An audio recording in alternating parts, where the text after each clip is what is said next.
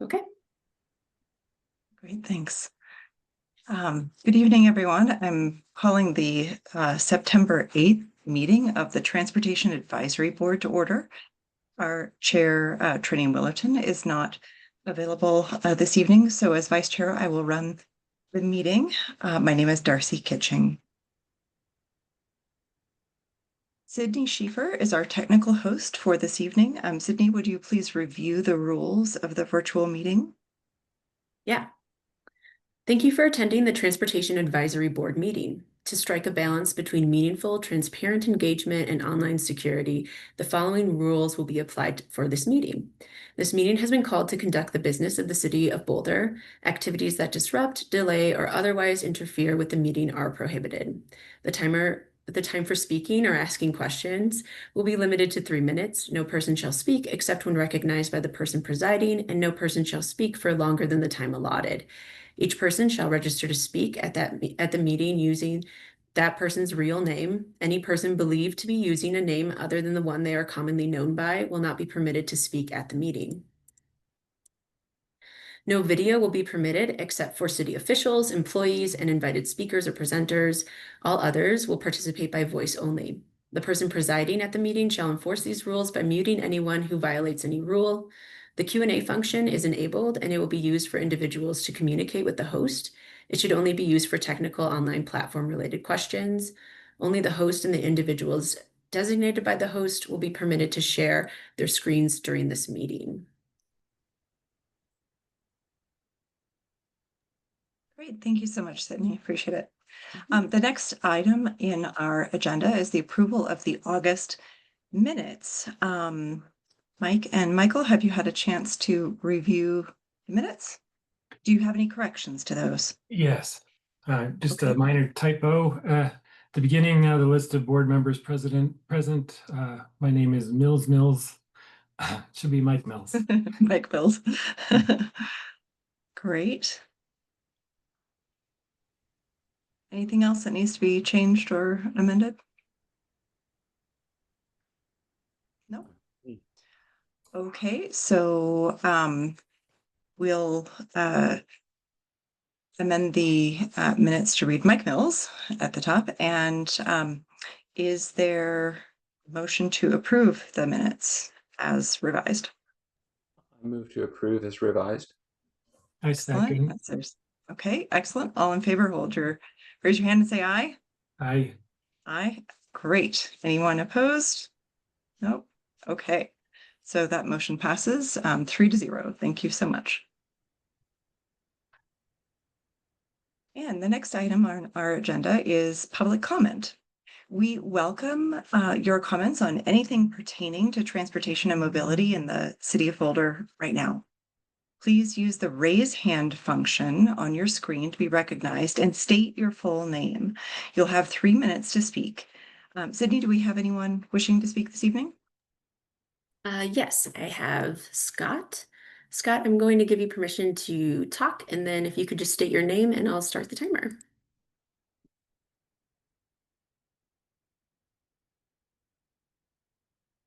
You'll need to unmute yourself. Yep. Okay, I'm ready.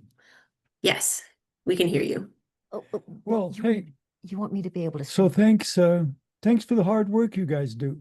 I've been on city boards. My name is Scott Allman, and I have lived here at 1720 Bluff Street in Boulder for 48 years. Our cousin Dan Bench, age 88, was struck and killed by a truck while riding his bicycle on Edgewood and 24th Street, returning from breakfast here and headed home on a sunny, calm mid-morning August 4. Many of Dan's relatives, as well as neighborhood residents, walked around the scene of the accident, and we all asked, what can the city do that might prevent another tragedy from happening at this site? And here are our thoughts. Number 1, relocate the large stone trail marker. A marker is helpful by being a milestone at the beginning of the Goose Creek Greenway Trail. However, it is hazardous because of its size and its location. Size? For vehicles traveling from the west, the stone readily obscures bicyclists. Its function as a milestone could still be served by removing the bottom 23 inches. I measured it. Location. Move it back from the street many feet. Again, if relocated, it can be seen, but does not hide a bike rider. And I included a photo. Number 2, add another single lane speed bump. Alas, the current speed bump could use some adjustment. We want the speed bump to slow drivers before they approach the crossing and not afterwards, when the crosswalk has already been passed. After watching the video of Dan getting creamed by the truck, it appears the drivers are continuing as normal as they round the corner.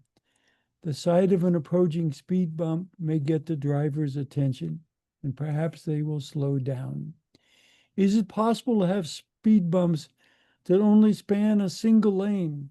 If so, the inconvenient jarring that you get from a speed bump won't be changed from the current layout. This change will make the speed bumps more effective. Number 3, trim the bushes along the creek. To the west of the path, there is a tall row of trees or bushes that block cyclists' view of traffic on Edgewood. Do those bushes really need to be there? And thank you for considering this matter. Good enough?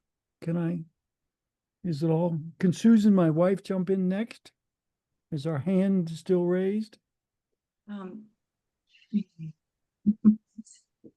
you, Scott. Scott. That is all we had for time, but thank you. Yeah. Thank you, Scott. I just wanted to chime in here a little bit and just thank you for sending your letter to us. I want to assure you that we all received your full comments, and I just appreciate you and your relatives going out to the site and doing the work that you did. So thank you very much for joining us here this evening. Valerie, do you have any response for Scott?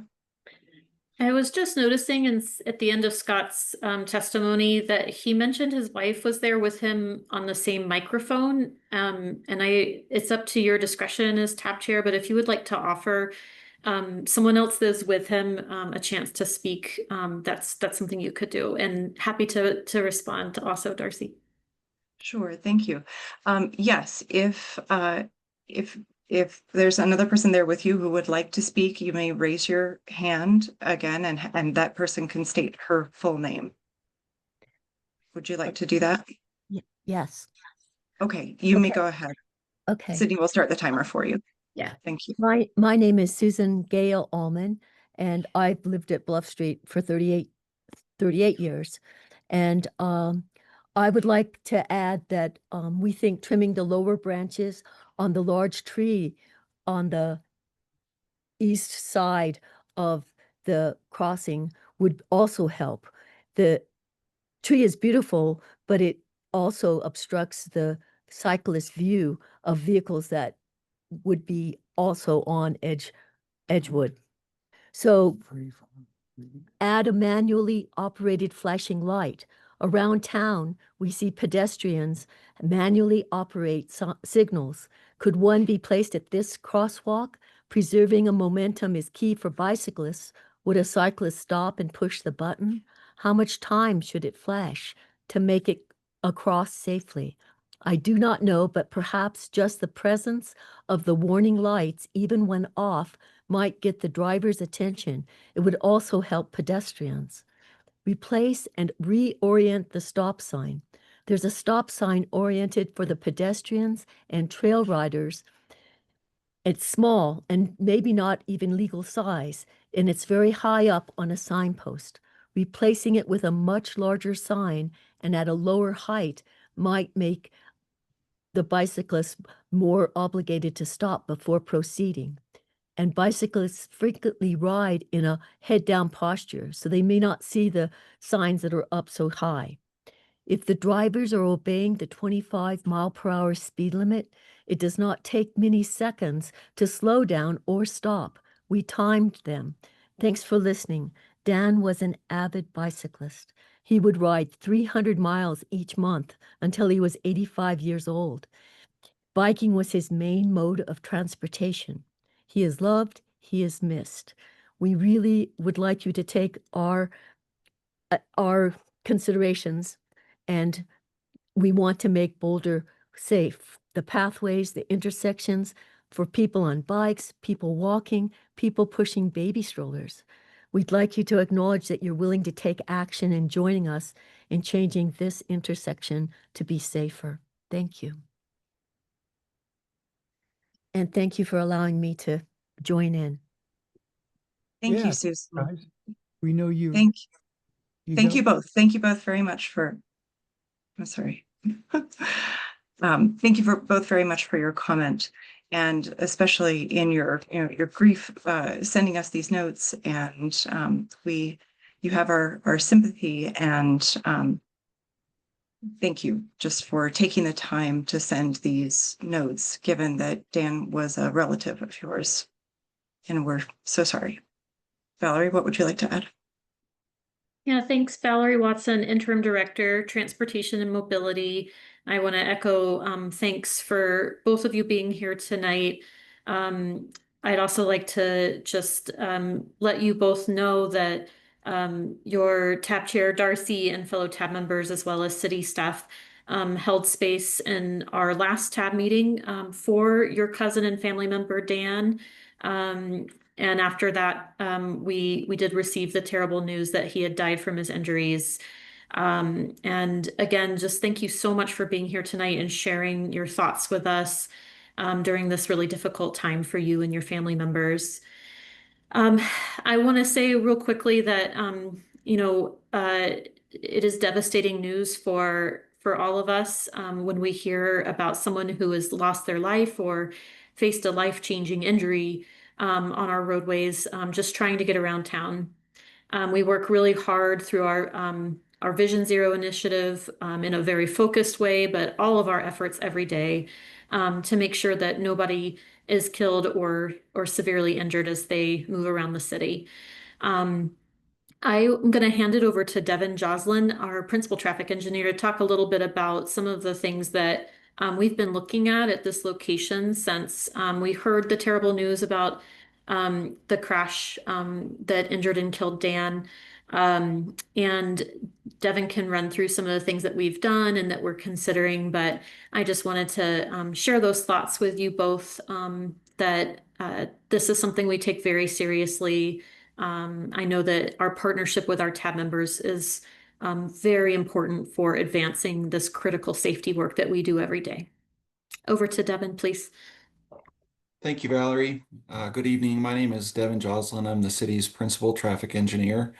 And I just would like to echo Valerie's sentiments and just thank you so much for the thoughtful letter that you've provided, and want to let you know that we're looking at a lot of the same things that you pointed out. So really appreciate your suggestions.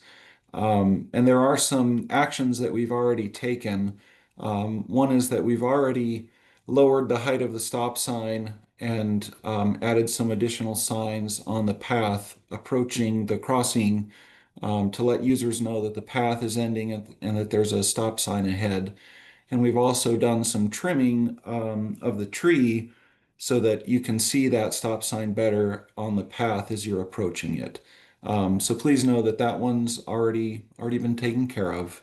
And then with regard to the trail marker, appreciate you pointing that out. And that's another thing that we're planning to get a contractor scheduled and get that marker relocated in the coming months.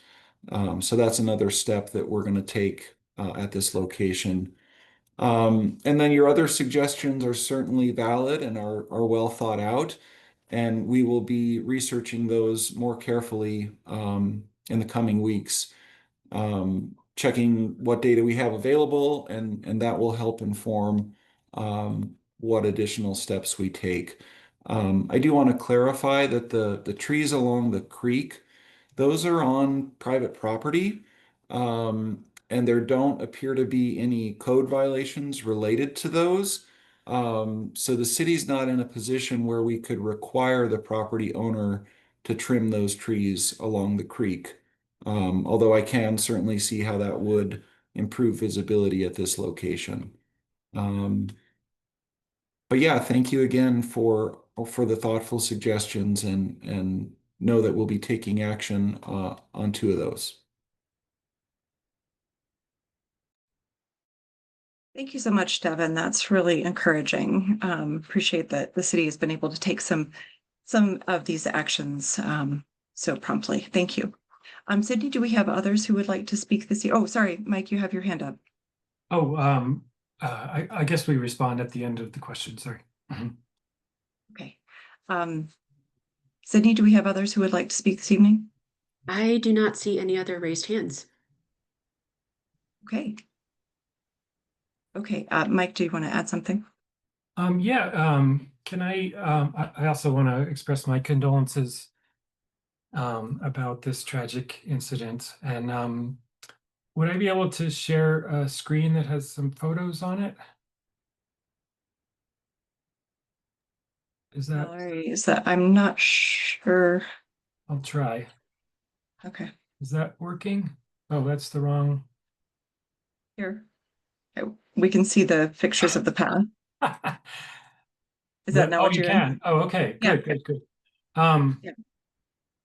So the upper left photo is the one that was shared with us in the letter showing this stone monument can block a cyclist, and the other photos were taken by Alexi Davies of Community Cycles, and show the height of the stop sign, making it difficult to see. And so I'm glad to hear that has been lowered. On the right is another case that's 47th Street and Goose Creek Path. So it seems this is not the only location where this is a hazard. Thanks. I can figure out how to stop sharing.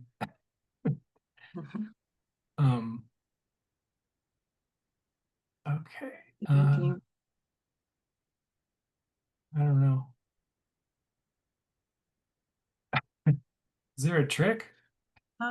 Let's see. Oh, wait, there it is. Oh, stop. Okay, stop participant sharing. I was able to do it. Okay, Okay, great. thanks. Thanks, appreciate it. Okay, so next on our agenda is the staff presentation and tab feedback regarding the Boulder Valley Comprehensive Plan, or the BVCP update. So I will, let's see, staff will tell us about this item, and they're looking for our feedback. So Valerie, would you like to introduce our guest presenters? Thank you, Darcy. I'm actually going to hand it right over to Stephen Reho with our Transportation and Mobility Department to introduce this item. Thanks. Awesome. Thanks so much, Valerie and Darcy. So my name is Stephen Reho. I'm the Transportation Planning Manager, and I'm really excited to introduce our colleagues Sarah and Tess from the Planning and Development Services Department, who are here to present on the Boulder Valley Comprehensive Plan tonight. This is an exciting effort for the city and region, as it is the first reassessment of the comprehensive plan in years. Their team is a bit more than halfway through the planning process, and this is a great time to provide your thoughts on the concepts and policies as their team works to refine these drafts into finals. The comprehensive plan is important to the work we do in transportation and mobility, as it sets the highest level vision for the city that our transportation planning work aims to accomplish. I've really enjoyed the opportunity to participate in their work as a subject matter expert, along with some of my colleagues, and we look forward to the rest of their process. With that, I'll hand it over to Sarah and Tess to introduce themselves and present to you all on the Boulder Valley Comprehensive Plan. Thanks so much. Yay. Well, thank you, Stephen. Hi, TAB members. I'm Sarah Horn, a senior city planner on the comprehensive planning team and planning and development services. And Tess Shorn, another fabulous planner on our team. And I are really happy to be here tonight to meet you and to talk about the Boulder Valley Comprehensive Plan major update. So as you can see on the slide, our agenda includes just a quick staff presentation followed by time for clarifying questions and then board discussion.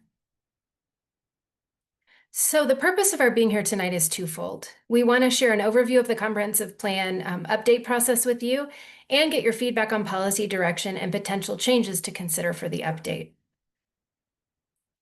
Why is it important for us to get your feedback? Well, we want to understand what your concerns are, what your wishes are, and what you've been hearing from the community related to transportation and mobility topics. And just quickly, the speakers before, those are really important things to hear and to try to work towards a future where we are all safer and have a better environment to live in. So we really appreciate what you said and are sorry for your loss, but hope that we can make things better in the future.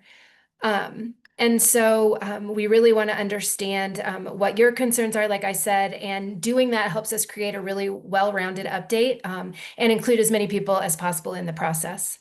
And dovetailing off that, you might be wondering what your role and that of other boards, commissions, or policymaking bodies are. Well, most boards and commissions are advisory to the process, including TAB. So staff really needs your input and help in identifying and shaping future policy direction. And we'd love to have your support for our recommendations and encourage you to share the support during the adoption process next year. And just as an FYI, there are 4 adopting bodies for the comp plan update. There's our City Council and Planning Board, and then Boulder County Planning Commission and the Board of County Commissioners. Okay, so now that you know what's coming, what your role is, here's a quick overview of the discussion questions we have for you tonight. They're included in your memo, but we just want to remind you that we have 5. The first relates to the overall approach to policy in the comp plan update. A few get into more details related to specific transportation and policy themes. And the last question relates to how far we should go with some of our updates. We'll pull them back up a bit later, and Stephen and Chris will facilitate the discussion around them. And so now to the update. What is a comprehensive plan? Some of you may know, some of you may not know. Well, I'm here to tell you it's a really aspirational plan that sets a vision for the future related to community needs and guides how the community changes over time. The plan includes policies and a future land use map that helps city staff, community members, advisory boards, and policymakers move toward the vision and manage change. For this particular update, we've developed a draft vision based on community feedback, which you see on the right-hand side of the slide. And the vision is our community works together to ensure everyone belongs, to create opportunities for all, and to sustain the health of the Boulder Valley for future generations. The major update process happens every 10 years, and this is our 50-year update, so it's a big one. And it gives our community an opportunity to reevaluate how we've been planning for the future. It helps us continue our collaboration with the county on how we manage land in the valley and think about change and growth. And finally, the state requires that cities with populations over 2,000 have a comprehensive plan. And just really quickly, that diagram at the bottom of the screen illustrates the 3 levels of planning we use in Boulder. And just the comprehensive plan sits at like a 30,000 foot level. At the 10,000 foot level, we have sub-community and area plans, and then zoning and the land use code, or just the revised code in general, sit at the ground level of that planning process or framework. And then all of what I just discussed applies to a specific geographic area, which you see on this slide. The plan considers the future for the entire Boulder Valley, which includes everything inside city limits, which you see in that pale yellow on the slide, and portions of unincorporated Boulder County land surrounding the city, which are highlighted in green.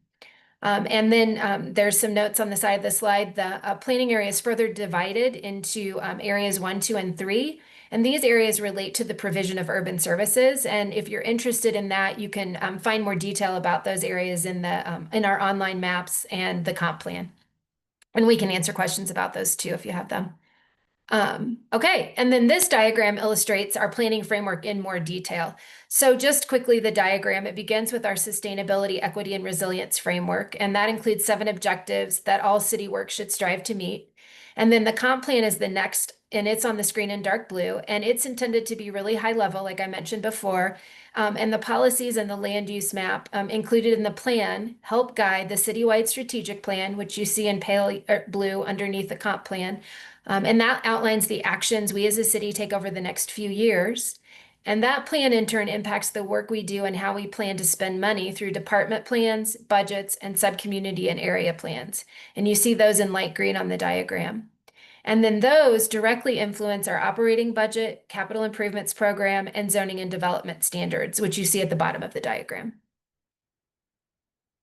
Okay, so now that you know everything, maybe not everything, but almost everything you need to know about the plan. We're going to focus on this update and our process. So we kicked off the update last year, starting with a Boulder Today. And in that phase, we focused on current conditions, collecting information and data on what's happening now. We then moved to phase 2 in early 2025, a Boulder Tomorrow, talking to community members about the vision, which I shared earlier, and community priorities. We're now in phase 3, which you see in yellow on the slide, and that's we're now working through policy choices and our approach to managing land use in the valley, and we're coming to all of the boards, getting your thoughts on that now. And then after this, we'll move to phase 4 at the end of the year, the beginning of next year, to prepare the plan and get it ready for adoption, hopefully in summer of 2026. And then throughout the process, just to touch on community engagement quickly, we've facilitated a lot of events. Several of them have included staff from transportation and mobility who've been great partners, as Stephen mentioned earlier in this effort. We couldn't do it without them. And this slide just shows that we've done a lot of engagement to date. We've gotten over 5,000 responses. We've had interactive theater events, community-led conversations, and we're using a new tactic this time around, a community assembly, which you'll hear more about as the process moves on. And then all of that engagement has led us to a better understanding of the issues community members are really interested in or most concerned about. And you see these on the slide in front of you, and transportation and mobility options are one of those areas of interest. And so these are areas that are top of mind for community members. So we're drilling down into those a little more deeply than maybe we have in the past, or just to make sure we're getting at what people need. The plan covers lots of topics and updates policies where needed, but these are just the areas for community conversation. So with that, that's a really quick overview of the comp plan, and we have time for questions a little later. But now I'm going to turn over to Tess to tell you a little bit more about our approach to this update specifically. Thank you, Sarah. My name is Tess Shorn, and I'm here with the comprehensive planning team. And we're going to quickly share some of our goals related to both policy and land use updates. First, I just want to remind the board that our policy and land use options are still very much a work in progress. The process will continue to evolve over the next few months as we continue to get feedback from the community, advisory boards, policymakers, and our colleagues in various city departments. The current comprehensive plan contains 210 policies addressing a wide range of topics and community services. Community feedback, including input from city and county staff, describes that current policies can be duplicative, contradict each other, and be repetitive of policies captured in other community plans. In response to this input, staff have established the following goals for revisions to plan policies. First, to keep policies clear. Second, to keep them simple. And thirdly, to keep them resilient, meaning that they have the appropriate level of detail to help guide decisions without limiting options as future conditions may change. The policies are still being drafted, of course, but here are the key themes regarding transportation we want you to keep in mind during our discussion tonight. The city aims to create a multimodal transportation system that is joyful and community-centered, prioritizes moving people reliably and safely, is committed to Vision Zero, is adaptable to the future, moves freight efficiently, and fosters strong regional collaboration. We are also shifting how we think about future land use. Community feedback, including the interests and concerns of city's planning board and city council, drove the project team to reevaluate the city's land use strategy as captured in the current comprehensive planned land use designations and future land use map. The project team has created a revised draft strategy to achieve the following. The plan for change that reflects community values and identity, enable market-driven approaches tailored for different locations and situations, integrate climate and environmental strategies into plan designations, tailor mobility systems that support how people want to move around Boulder, and foster a more sustainable, equitable, and resilient Boulder Valley. Our new land use strategy proposal will also smoothly transfer over existing land uses and shrink the number of categories from an unwieldy 26 to a much more manageable 13.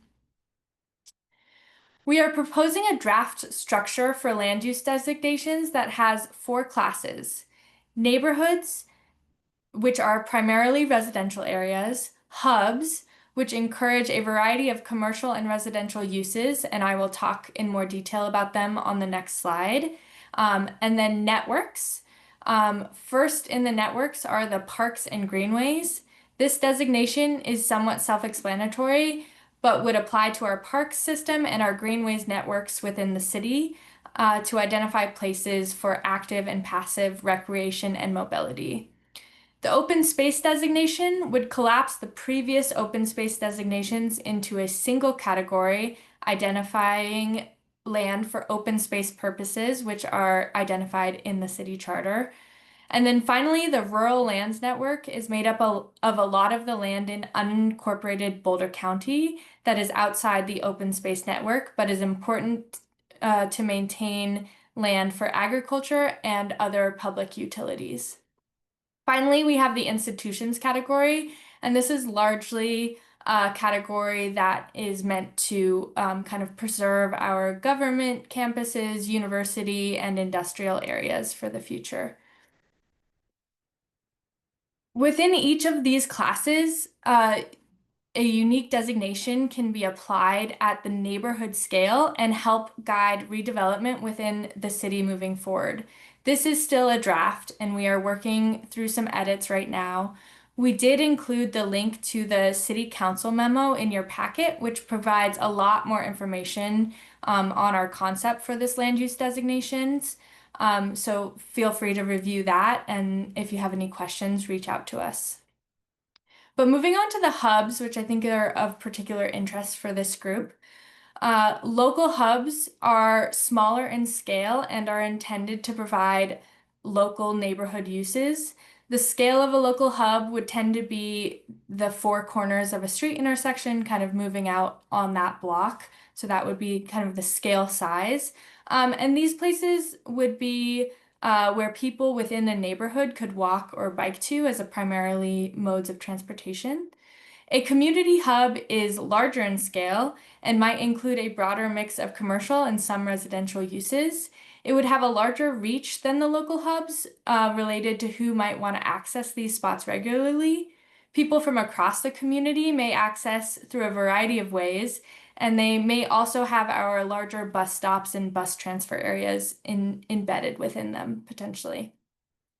The regional hub is really a regional destination drawing from communities beyond Boulder. So today, these places are downtown and the 29th Street Mall area, for example. Here is an example, and this is still very conceptual, of how this might typically play out in a neighborhood. A community hub serves multiple neighborhoods by being a central destination. Multifamily development may surround this hub, which is neighborhood 2, creating more options for walking to this community hub and supporting the businesses. And then there may be lower density neighborhoods around that area and parks and open spaces included as well. So some upcoming milestones we have include a community workshop tomorrow, actually, and we invite you all to join at Casey Middle School. And we will be walking attendees through a mapping exercise to help us with these concepts that I just talked about. We are also mailing a statistically valid survey to 5,000 randomly selected residents in the planning area on September 15th. And sharing an online open participation survey with all community members on September 22nd. On December 11th, we will share our policy and land use recommendations with Planning Board and City Council in a joint study session. And then we will come back to you in March of the next year to share the draft plan, and we hope to have a final adopted plan in July of 2026. And then finally, please visit the project website.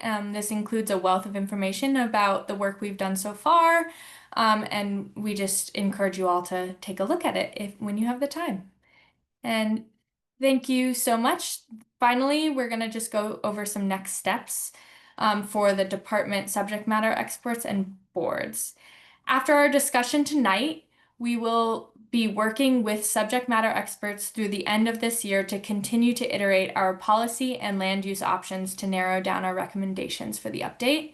And then we will work on drafting the plan update and come back to the boards in March of next year to share public review, the public review draft of the plan. I will now turn it over to the board chair for any clarifying questions, and then we'd like to hand it over to Stephen and Chris to facilitate the discussion around the key questions we have for you tonight. Great, thank you so much, Tess. I appreciate it. Can you maybe stop sharing so we can see each other? Great, thank you so much. Thank you both so much. Really appreciate it. Tab members, what clarifying questions do you have?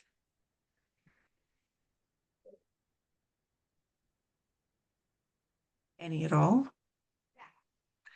I do have some questions, but I think we can embed them in the discussion, Sarah and Tess. And Stephen, if you'd like to have more facilitation, go ahead, Tess.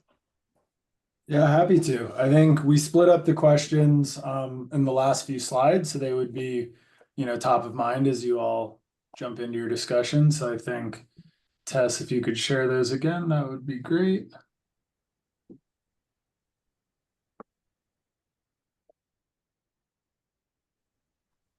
Perfect. So I think wanted to flash all 5 of these again, just as a refresher. Can leave those up for a moment before jumping into the first one. Okay. Great. Do you want to just take these in order? Yeah, yes, please. So I think, for this first one, just really curious, about any questions you have about the policy approach to the comprehensive plan update, specifically around reinforcing the what and why over the how. And I think, showed those resources on the right there, just as a reminder, again, how the comprehensive plan flows into some of the other planning documents that we use at the city. So. I guess one question I have about this part is, so I've reviewed the council memo and the materials provided to council that summarize the community engagement, which was a really nice summary of the engagement so far. And I guess I'm curious about the team, the PVCP team, how they are arriving at the what and the why. So finding and determining those shared community values. I do see some of that kind of shared community values language in the overview of the community engagement materials, but it's a lot more it's a lot more of the what than the why and the how, I think. And so I'm curious about how the project team is balancing those things. Great question. I think I'll kick that one to Sarah and Tess. Sure. And I think I understood your question. You tell me if I didn't, but we're starting kind of our objectives or our goals for the plan will be the same 7 things that you see under the SER framework. So those have kind of lined up really nicely in a way with what we've been hearing from the community. So we're using those as our goals. And then people are really, they really know what they want to see, what they need. And so we have heard, throughout our engagement process, people are saying we need X, Y, or Z, right? And so, and we need it because, for example, we need more sidewalks because we want people out of cars and we want to walk. So we're using that as our what and our why. And then related to the how and kind of backing off of that, what we're trying to do is lift this comp plan back up because over time it's gotten so in the details, which sometimes you need to do that. But for this plan, because it's visionary, we want to give departments the room to adapt. And we need more sidewalks, but we don't want the comp plan to say, we need more sidewalks on this street, and that street. We want the department to be able to engage the community further and decide how that happens in between the major updates. And I don't know if that directly answers your question, but I hope it helps. Yeah, I understand. Thank Okay. you, Sarah. I appreciate Yeah. that. I mean, I do understand that this is a very high level visionary plan, and you're not directing local action. I would like, I mean, throughout the process, maybe there could be just a little more sharing of those, what are those shared values that Okay. you're hearing. I think that's a very specific kind of engagement strategy, to determine shared values rather than just sort of what do you want and how should it function for you and all of that stuff. Because I think when we land on those shared values, we really have more room for local interpretation that can be really productive toward the greater vision. So that's just my perspective as a planner, but I'll leave it to Mike and Michael to add any other questions. I can't see anyone with the shared screen. Maybe we can just take that down for a sec.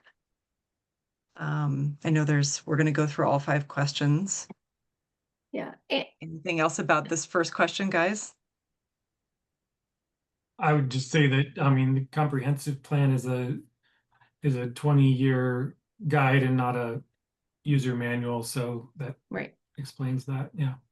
Okay. And then, Darcy, I would just offer too that like on our website, like on our engagement page, we have summaries of all of the engagement, and that does share a little more detail on like how we got to the values, like you're asking, so take a look at that too. Okay. Well, we can talk more about that in the Sure. as we proceed. Okay, should we go to question 2? Oh yeah, Michael, do you have more about this first question? Well, so let me just, in terms of procedure, what are we covering? Are these clarifying questions? Is this the discussion of this element?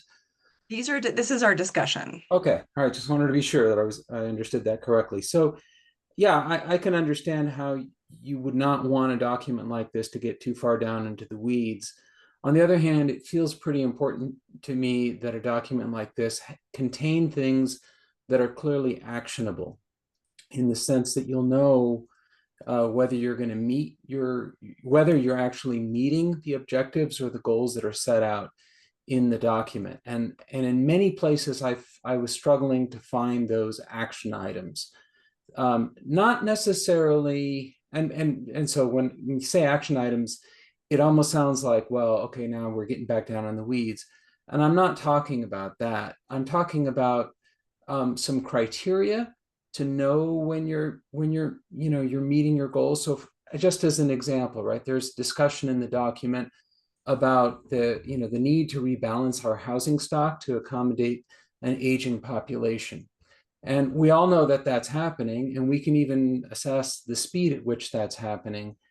It'd be nice to know if, how much housing stock do we have for those folks? Are we transitioning, or are we changing our housing stock at a fast enough rate in order to accommodate those folks as they age? Or are they going to be forced out of our community because we no longer have the housing stock that we need for our population? So that's not a how, that's a kind of a what, but it's a what with like some measurements, some criteria. And there are a lot of things like that. There were a lot of instances as I was reading through the document, where I was like really craving something that was actionable, and something that we could assess against to say, hey, we set this goal 13 years ago. Are we really anywhere closer to meeting that goal? And in much of the document, I feel like I would have no idea. If I read this 13 years from now, I would not know if we were really any closer to meeting the goals or aspirations set forth in the document. So maybe it's quantifiability. I mean, but I think we need to get beyond just merely aspirational language, but into things that are measurable. Yeah, so it's hard to measure what a joyful transportation experience is, and I appreciate that sentiment, and I appreciate that intention that one's experience is joyful. And at the same time, we really could, one of the really important whys, I think, from our perspective, is that we have 60,000 plus in commuters every single day. I mean, a good transportation plan, or the best transportation plan, is a good land use plan, right? We need to provide that massive number of people who are coming into Boulder because their daily life happens here, but they can't live here. We need to provide them the tools to be able to live where they work, right? Those who want to. I mean, not everybody wants to, of course, but for those who want to, they should be able to live and work in the same community. And that's really, really, really important to me. And I think that's really important to others on this board.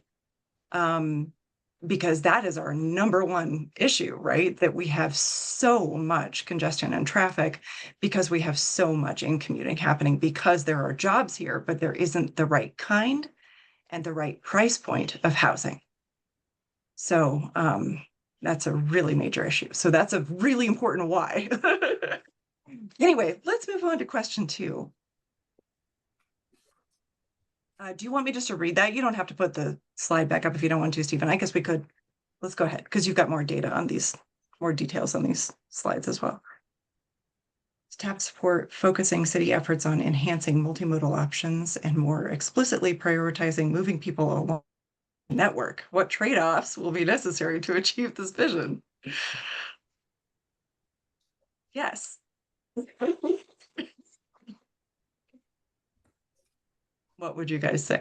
So I would acknowledge explicitly that slower car travel on arterials may be necessary if it creates safer crossings, better bus reliability, and protected bike infrastructure. And we're showing, with our core arterial network, that this kind of rebalancing is possible and popular when it's designed well.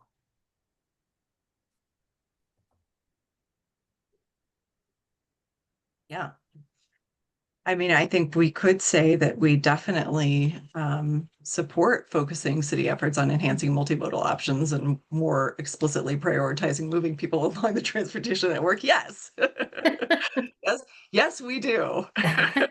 Now, the trade-offs that'll be necessary to achieve this vision, that's a different question.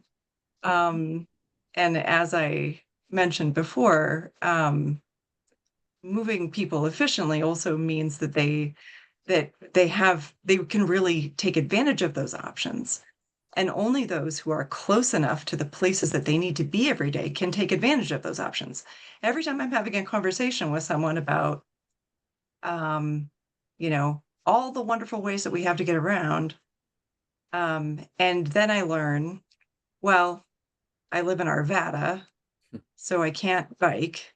There are no buses that, serve my needs. I have to, pick up and drop off children. All the numbers of, all the ways that people need to move around. It's only those who live in close proximity to everything that they need who can really take advantage of the multimodal network. Or, those who have a lot of flexibility. And so there are a lot of trade-offs. I mean, the trade-offs, we could write an entire paper on that. What are the trade-offs necessary to achieve this vision? Michael, what would you add to this? What would you say are some of those trade-offs? Along those lines, again, and this is kind of a, moving this out of the aspirational world and into the action item a little bit.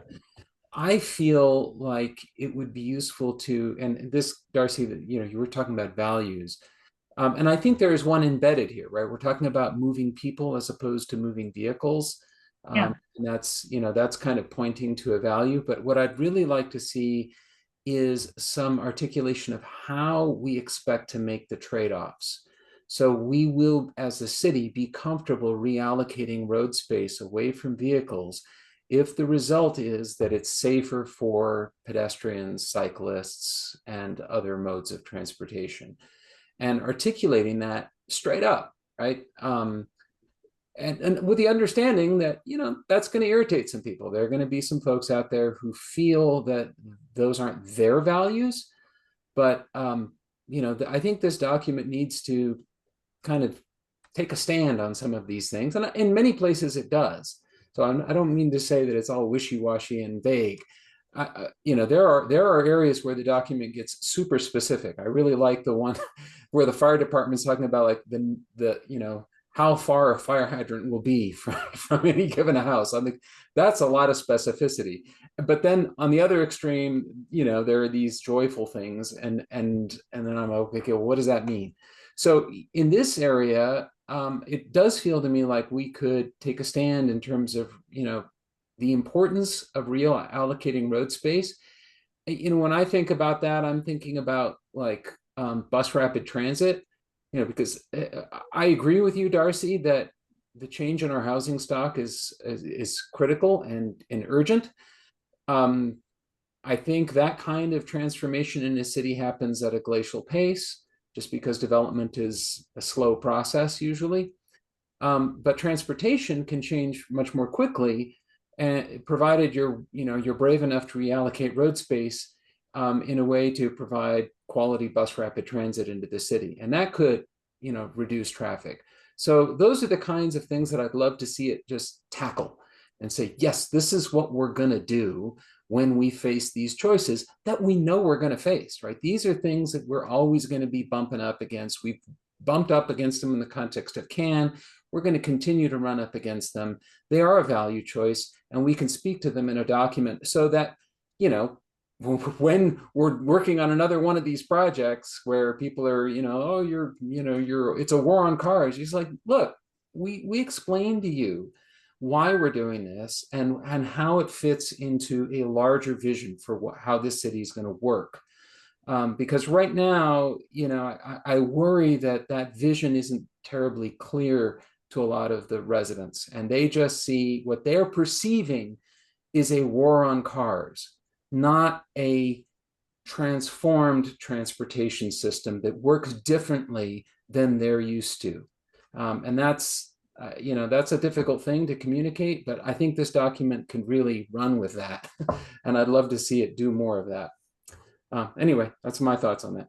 Yeah, thank you, Michael. Well, and certainly I believe that the comprehensive plan should, at the very least, support the efforts of the city of Boulder with the parking reforms, the TDM ordinance, all the ways that the city is working to enhance multimodal options and more explicitly prioritize moving people along the transportation network. So if, even at that 30,000 foot level, it can express support for the direction that the city has taken that work. And I mean, the trade-offs in that are explicit to the, exactly like you were saying, Michael. It's about reallocating some road space, but also providing more resources. So resources in the form of bus rapid transit and other kind of regional connections. So that's where I think it can really, that's where this gets to go beyond the city's transportation master plan and other kind of local documents, is this really gets to say, here are the regional dynamics that we're addressing and working on and meeting the needs of. Really highlighting those, 119, Colorado 7, 36, and all the ways that people are traveling into and out of Boulder, and the importance of the innovations that are happening there. So, and these also come from not just the expertise of staff, but from the community and our shared values. So I think being explicit about that would be really helpful. There, and when you talk about trade-offs, you can kind of, there is so much excellent research out there by Todd Littman and others, about how it's not really as much of a, like the trade-offs are gentler and easier than we believe that they are. So Michael, when you're talking about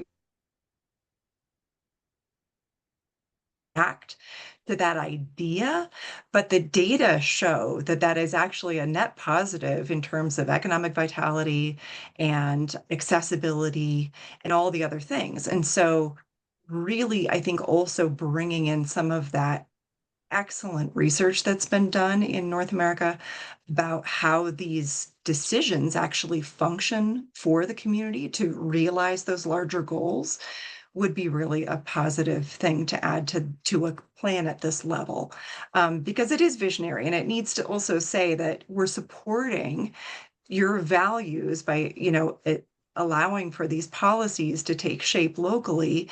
And we know that those are a net positive for our communities. So that's just how I'm seeing it. Question 3 is pretty simple, and I think our discussion so far has led naturally into this. How would TAB like to see the comprehensive plan define and describe mobility?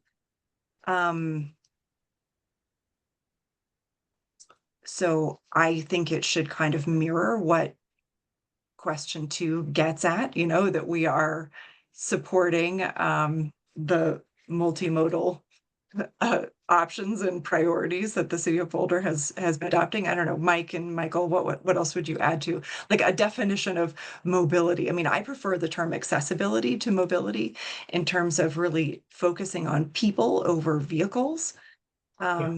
That's something that's big in my work, is really focusing on accessibility, on people's capacity and capabilities to move as they wish, and as they with the most flexibility and options possible. What would you add to that, Michael or Mike? Yeah, mobility is not about moving cars quickly. It's about ensuring safe, reliable, and equitable access for people to get where they're going, their jobs, their schools, services, community spaces. Mobility means freedom of movement for people, regardless of age, income, and ability, and includes, multimodal, as you said, walking, biking, rolling, transit, and driving, and prioritizes the most sustainable and equitable modes. So mobility is described as an ecosystem, not a single mode. Yeah, definitely. And incorporating that all ages and abilities language as well, that we acknowledge that we're sort of an aging community, but we also really need to meet the needs of people across the lifespan, and make sure that young people and older adults equally have access to everything that they need, and ideally with the greatest amount of independence possible. And that's another, thing that goes back to the multimodal options, prioritizing moving people, is ensuring that people have in the greatest amount of independence possible for the longest period of their life. That's a deeply held value in our community. I don't feel super strong about the difference between the word mobility and accessibility, though I understand, Darcy, that the nuance you're trying to capture.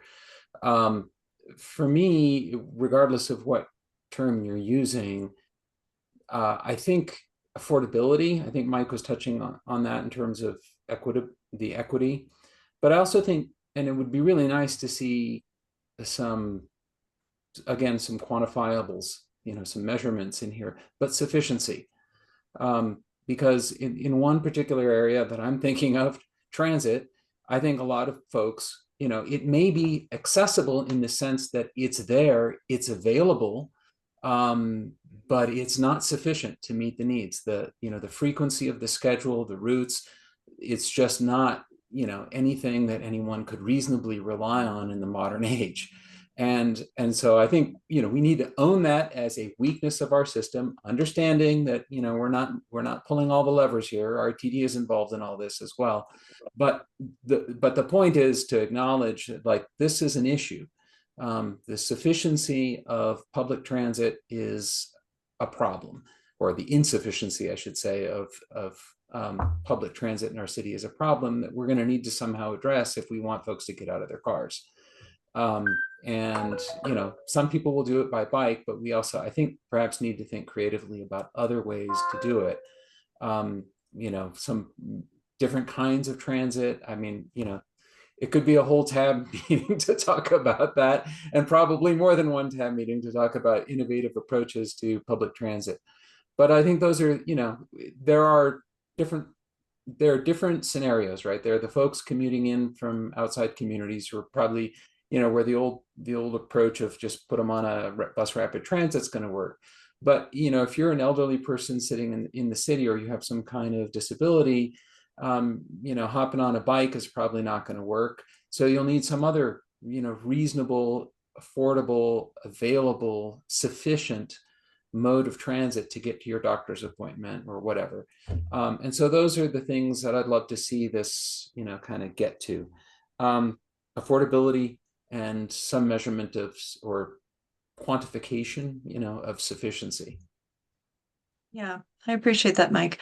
And I think that's again where it can kind of harken back to the city's efforts to increase access to microtransit, micromobility options, scooters and e-bikes and all the things. But also, like you're saying, paratransit and all the other tools that are so essential to different members of our community. At the reopening of the Boulder Junction at Depot Square Station celebration last Wednesday, it was so just beautiful and encouraging to see residents from 30 Pearl, which is the Boulder Housing Partners building in that community, come down, and many of them using mobility devices of different kinds. And just, in fact, our former member Jennifer Oakes was there, and that was really good to see her.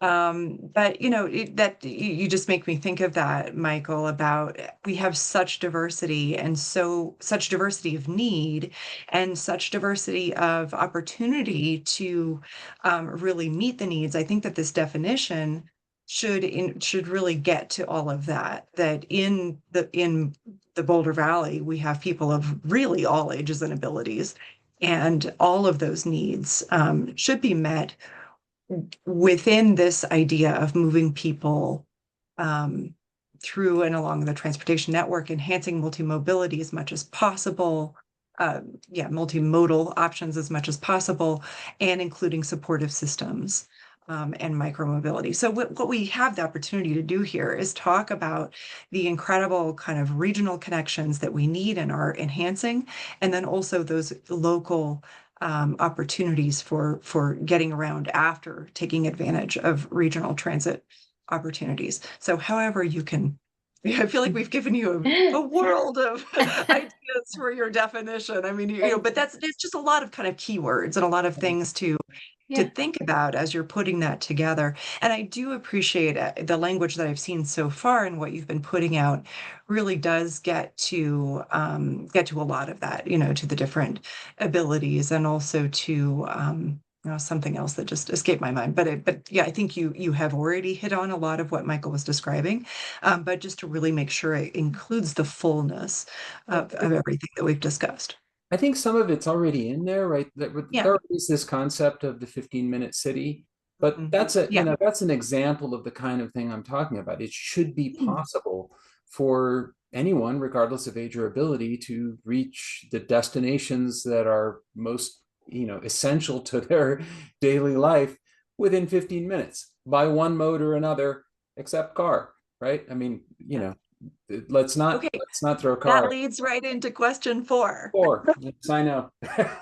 Right into question 4. A mobility hub is a central location that brings together various transportation options like public transit, micromobility, ride-hailing, car sharing, parking, and walking paths to facilitate seamless transitions between different transportation modes. As we're looking to locate mobility hubs, what types of facilities and proximity should we consider facilitating transit-rich walking environments in 15-minute neighborhoods? Great question.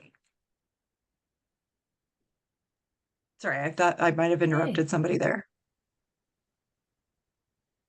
No? Okay, great. Well, I'll just add that this is my favorite thing because mobility hubs are so desperately needed and so desperately wanted. This image here really captures what people are asking for in the community. I hear this all the time. I heard it in my own research, and I am so thrilled as I opened this up and I kind of looked at what you've been doing. I'm just thrilled that mobility hubs are a big feature here, because these are absolutely essential. This is exactly what people want. They want safe places to access different modes and to be able to meet people, drop their kids, have, to be picked up by others, or, this needs to be a place of social gathering and also a place of transfer when we need to use different modes, a place of protecting our bikes, like if there are bike lockers and things like that, so we can take the bus, those regional connections as we've been talking about. But this idea of a true hub, I think what you refer to in the materials to council, what I thought was interesting is you refer to kind of existing neighborhood hubs like Boulder Junction and even Table Mesa as mobility hubs, which they are, but not in this way that is illustrated here. So what I want to see is what's illustrated here. I want to see true mobility hubs that are creative and that bring in all of these different opportunities. Now, Boulder Junction gets to that more than anywhere else in the city, I believe. And perhaps, the downtown Boulder Station kind of tries to get at that. And especially with the new extension, like we're trying to create these places where people can ride the bus in, grab a B-cycle or a Lime scooter, or pick up their bike from the bike shelter, or walk to where they're going. But really this idea of a meeting place, a true hub, is a place that's also a social hub. And that's another way that I think the comprehensive plan can really achieve something new and exciting, because you're setting an expectation that we will cultivate and create these kinds of places in our communities. And then that's really what I want to see. Mike? Well,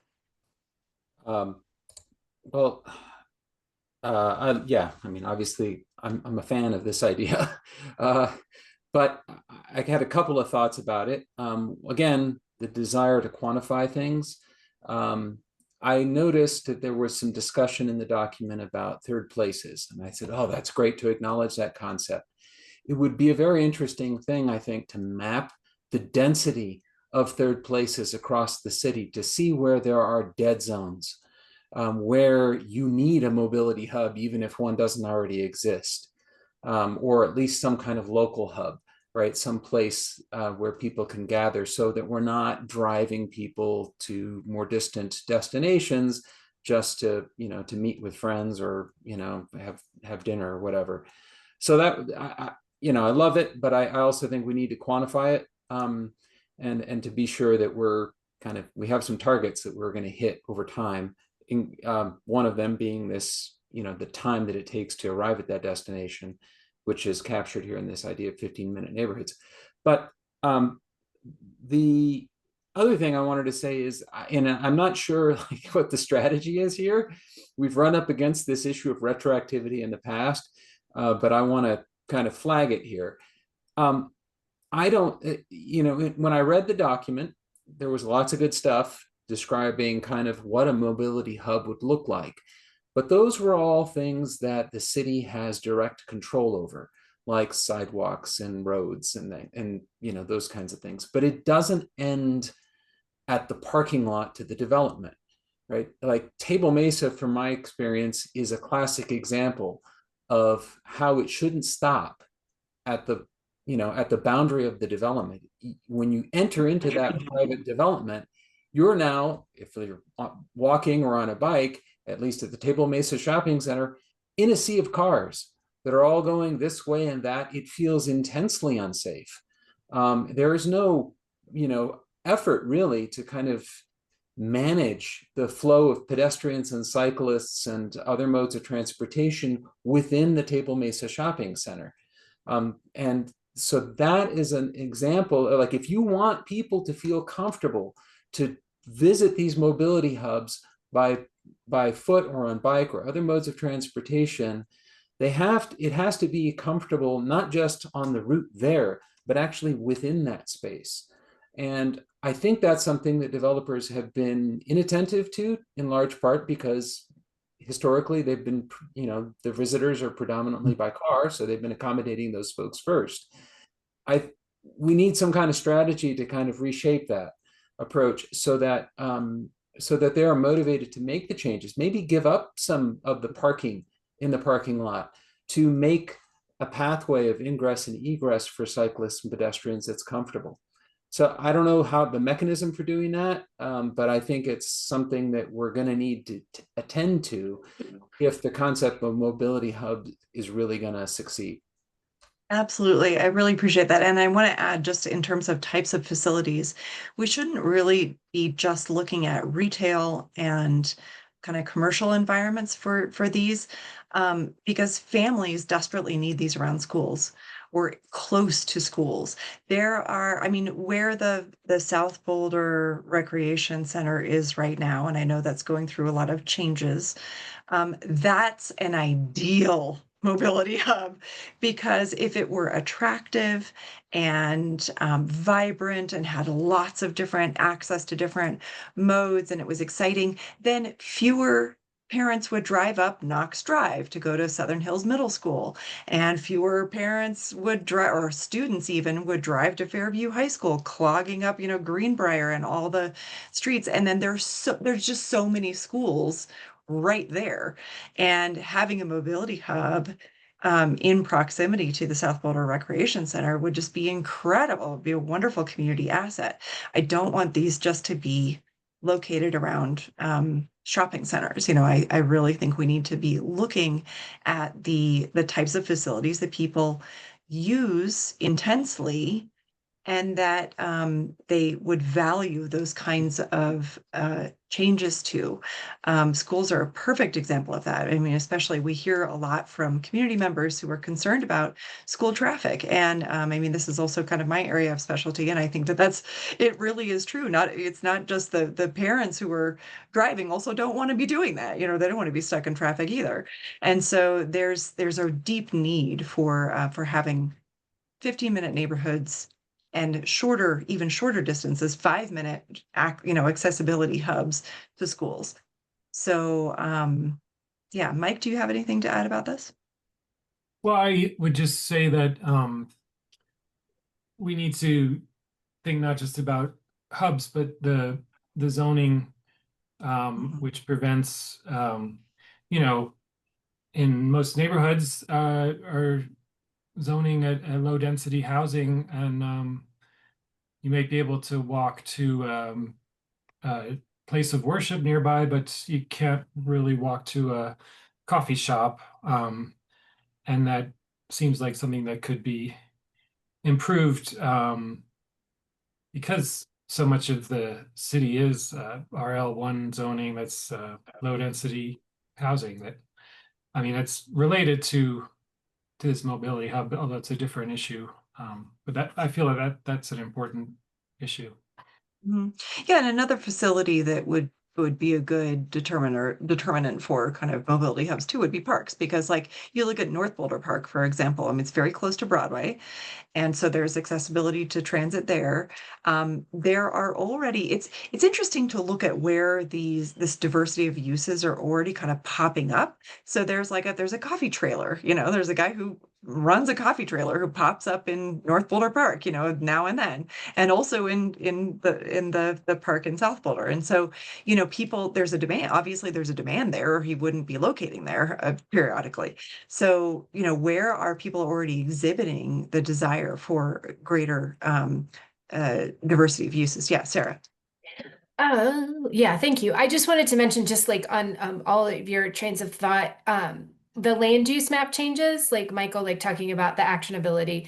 We are trying to create policy statements that are more actionable, and then those policies are going to lead to, we're going to update the future land use map, like Tess mentioned, with the hubs, the networks, those things. And the mapping activity we're doing with community members tomorrow night will be exactly that, finding where there are holes, where someone would like to see a local hub, and so we are mapping that out, and that will be the action that we take to make sure that we're saying this is what we want to do, like you said, rather than not saying we've been wishy-washy in the past, but saying this is the direction we want to go, these are our values, and you can look at this land use map, developers, to see this is what kinds of changes we want to see. So I hope that helps. I don't know, Tess, if you had anything to add, or if I...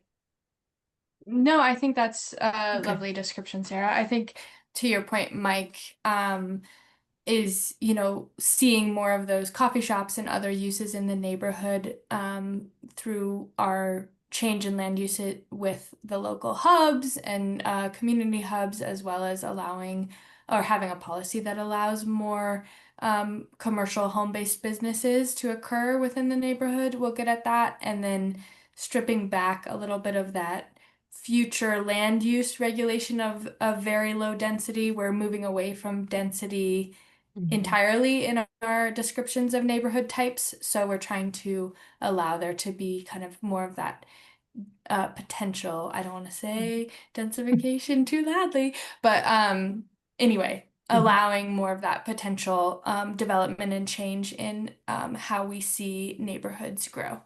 Yeah, it's a fine line to walk, you know, in Boulder for is. sure. But just to clarify, are accessory commercial units going to be specified in the plan? Like, is there an opportunity for accessory commercial units and not just accessory dwelling units? We are super excited about that concept. We learned a lot about at the National Planning Conference, and Excellent. I know internally we're super excited and hoping to translate that into the plan. Yes. That's great. Yeah, I lived in Portland, Oregon in the 90s, and there were part of what I loved was that every neighborhood, you know, you could find there were a lot of kind of not necessarily home-based businesses, but businesses in buildings on neighborhood streets that were really created liveliness in the neighborhood and allowed for access to things that people needed, and that was really exciting. And so I miss that, and I hope that we see more of that. Michael, you've had your hands up. I was going to note that there is a discussion in the document now on home businesses, and I was thinking of that. Yeah, as Mike was suggesting, one strategy to reduce the distance folks have to travel in order to get to a third place or to pick up some, you know, milk or whatever. I think that's a really useful thing. But I couldn't agree more, Darcy, with the conga line of cars dropping people off on Knox. That's ridiculous. And so many of our schools in the city are like that every morning. And that points then to the need for increased permeability, like Knox in particular. That area is pretty darn impermeable in the very places you want it to be permeable for bikes and pedestrians. And so, I think exploring those. And that's, again, an area where I love the concept. I just wanted to see some goals, like, okay, what percentage of the student body, our goal is, no more than 30% of the student body is arriving at the school by car, and so setting some standard out like that will 13 years from now tell us, did we get any closer? Right? Those are the kinds of measures that I'd love to see in here. Not the how, because there's going to be a lot of different solutions to any one of these problems, and it'll be very location dependent. But to have some goals that are quantifiable that we can work towards, I think would be really useful. But in general, I love all these directions. This is all, I think, the right way to go. Well, and just to clarify, so BVSD does have its own sustainability plan with some of those goals specified in it. I don't know if they've quantified. I'm not sure if they've said what percentage of people they want to be walking and bicycling to school, but they probably have, because they have a Safe Routes to School program, and I don't have that at the top of my mind. But I don't know if the project team is working with BVSD on any of that. But anyway, Sarah.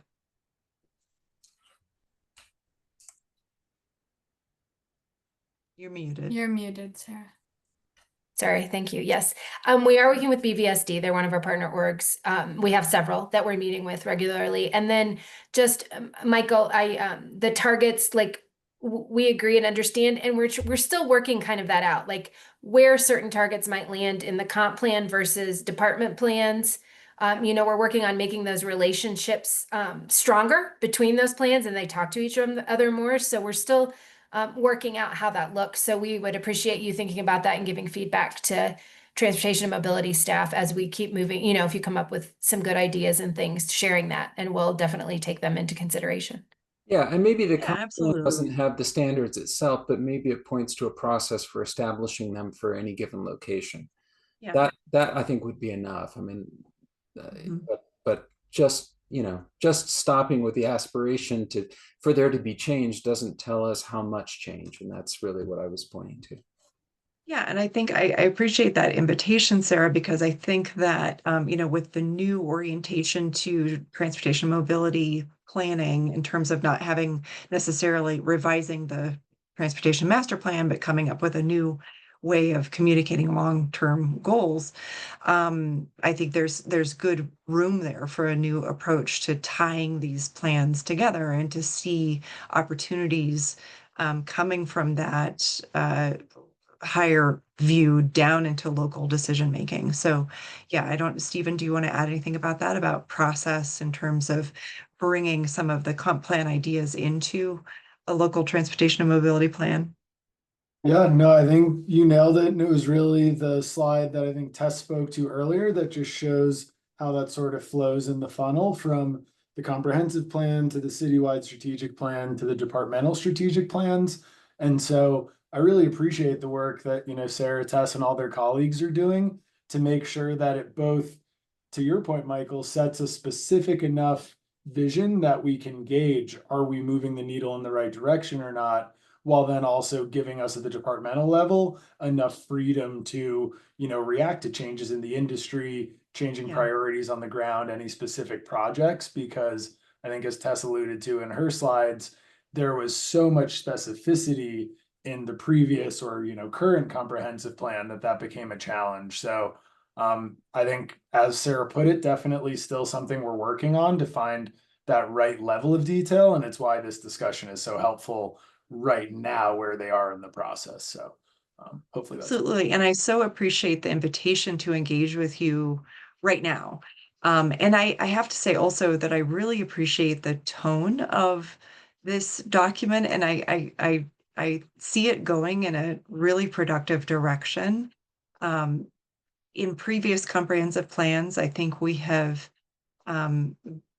kind of limited the opportunities that we have in terms of taking advantage of new technologies and ideas. And I really appreciate the openness that you have left here for that, and especially in terms of transportation, which is constantly changing and always, some new opportunity coming up and that we need to respond to and integrate as appropriate.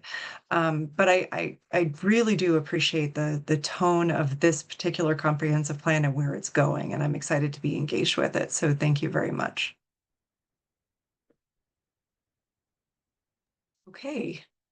Do we have anything else to add to this discussion? I don't think we're not being asked to provide any specific direction. We're just being asked to have a discussion. So I think we did.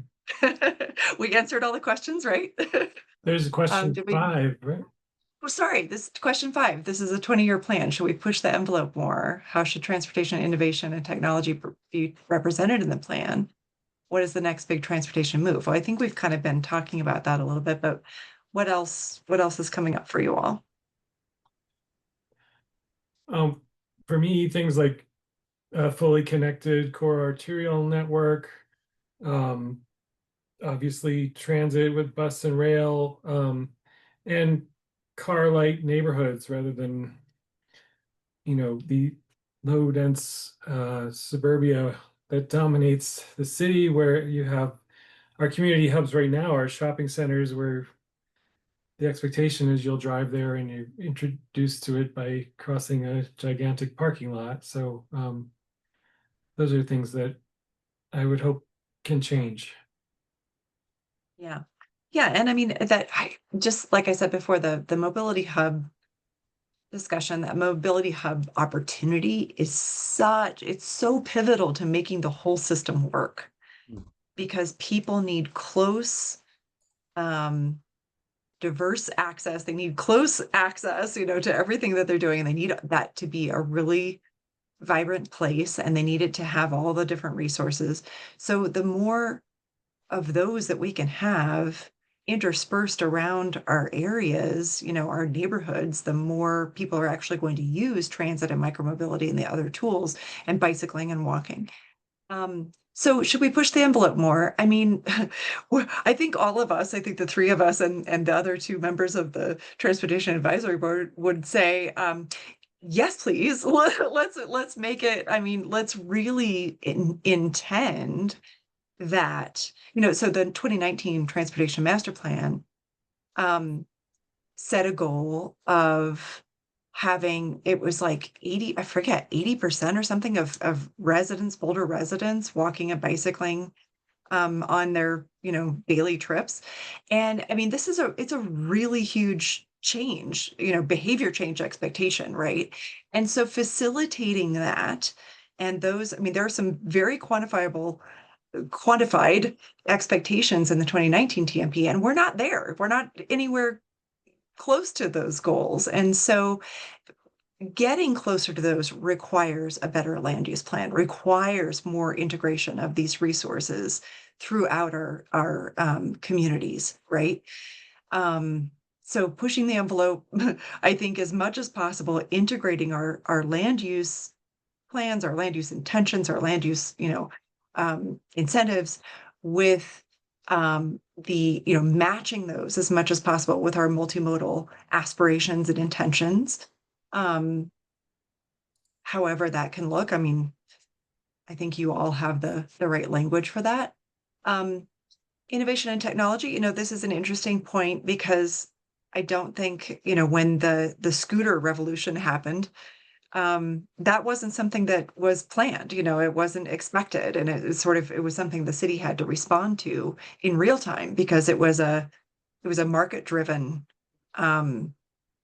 technology, that was appearing in cities and needed to be responded to. So it's hard to anticipate what that next technology will be. I mean, I guess we're seeing, Waymo is coming to Denver. So there may be things like autonomous vehicles and other things, but we can't necessarily name and anticipate what technology it will be, but we can, by setting the values, putting our values out there about we are a multimodal community that provides, excellent accessibility for people of all ages and abilities, that naturally creates a system that provides some boundaries on whatever technology might come through. What's the next big transportation move? I mean, I think the core arterial network discussions and planning processes are exhibiting that, like the Folsom Street changes that were just approved. That's really exemplifying, I think, where we're going, that we're integrating transit, bicycling, walking just more and more seamlessly and making it easier and easier for people to have more options all around the city. So I think the city is sort of, showing that. Now, of course, this plan also includes rural, semi-rural areas on the edges of the city. And I think naturally integrates the Colorado 119 bikeway and BRT and all of that, connecting Gun Barrel and Central Boulder. But also those agricultural communities. This is something that came up in our community conversation on August 19th that we held at the chamber. And I think we heard this in the other community conversations that were happening around the city, was people aren't really clear about what those connections are or what they should be. We weren't really clear on who's living on agricultural land and what does that really mean for our transportation system. So I think that some of those connections could be clarified. How do we expect? I mean, what we're really talking about is kind of core city stuff. And 15-minute neighborhoods are naturally something that requires a certain level of density. But, acknowledging that this plan also includes some rural, semi-rural areas. I guess the next big transportation move is making sure that people who live on the outskirts and in those unincorporated Boulder County areas can get into job centers and things as efficiently as possible. I also know that that Boulder County's intention is to focus housing in the incorporated areas.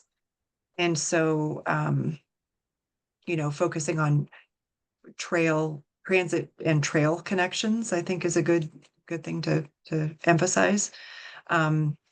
Helping to make sure that people don't have to drive to get to the rural areas. I don't know. What else? I've got some thoughts on this one. Mhm. I have predictions. I don't know whether they'll be right or not. In terms of micromobility, I mean, I know that the automotive industry is working very hard on improved battery technologies, lighter, higher energy density. And in some cases, they're making some real strides. Other countries, China in particular, has batteries that charge much faster than the lithium-ion batteries that we have in most of the e-mobility devices that we use here already.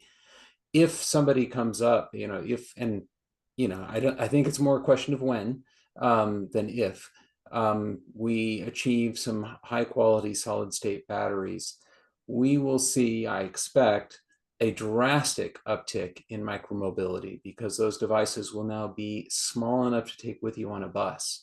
Your last mile challenge goes away. You're not looking for you're not looking for a B-cycle because you've got a scooter or some other device of your own that is light enough and cheap enough to bring with you.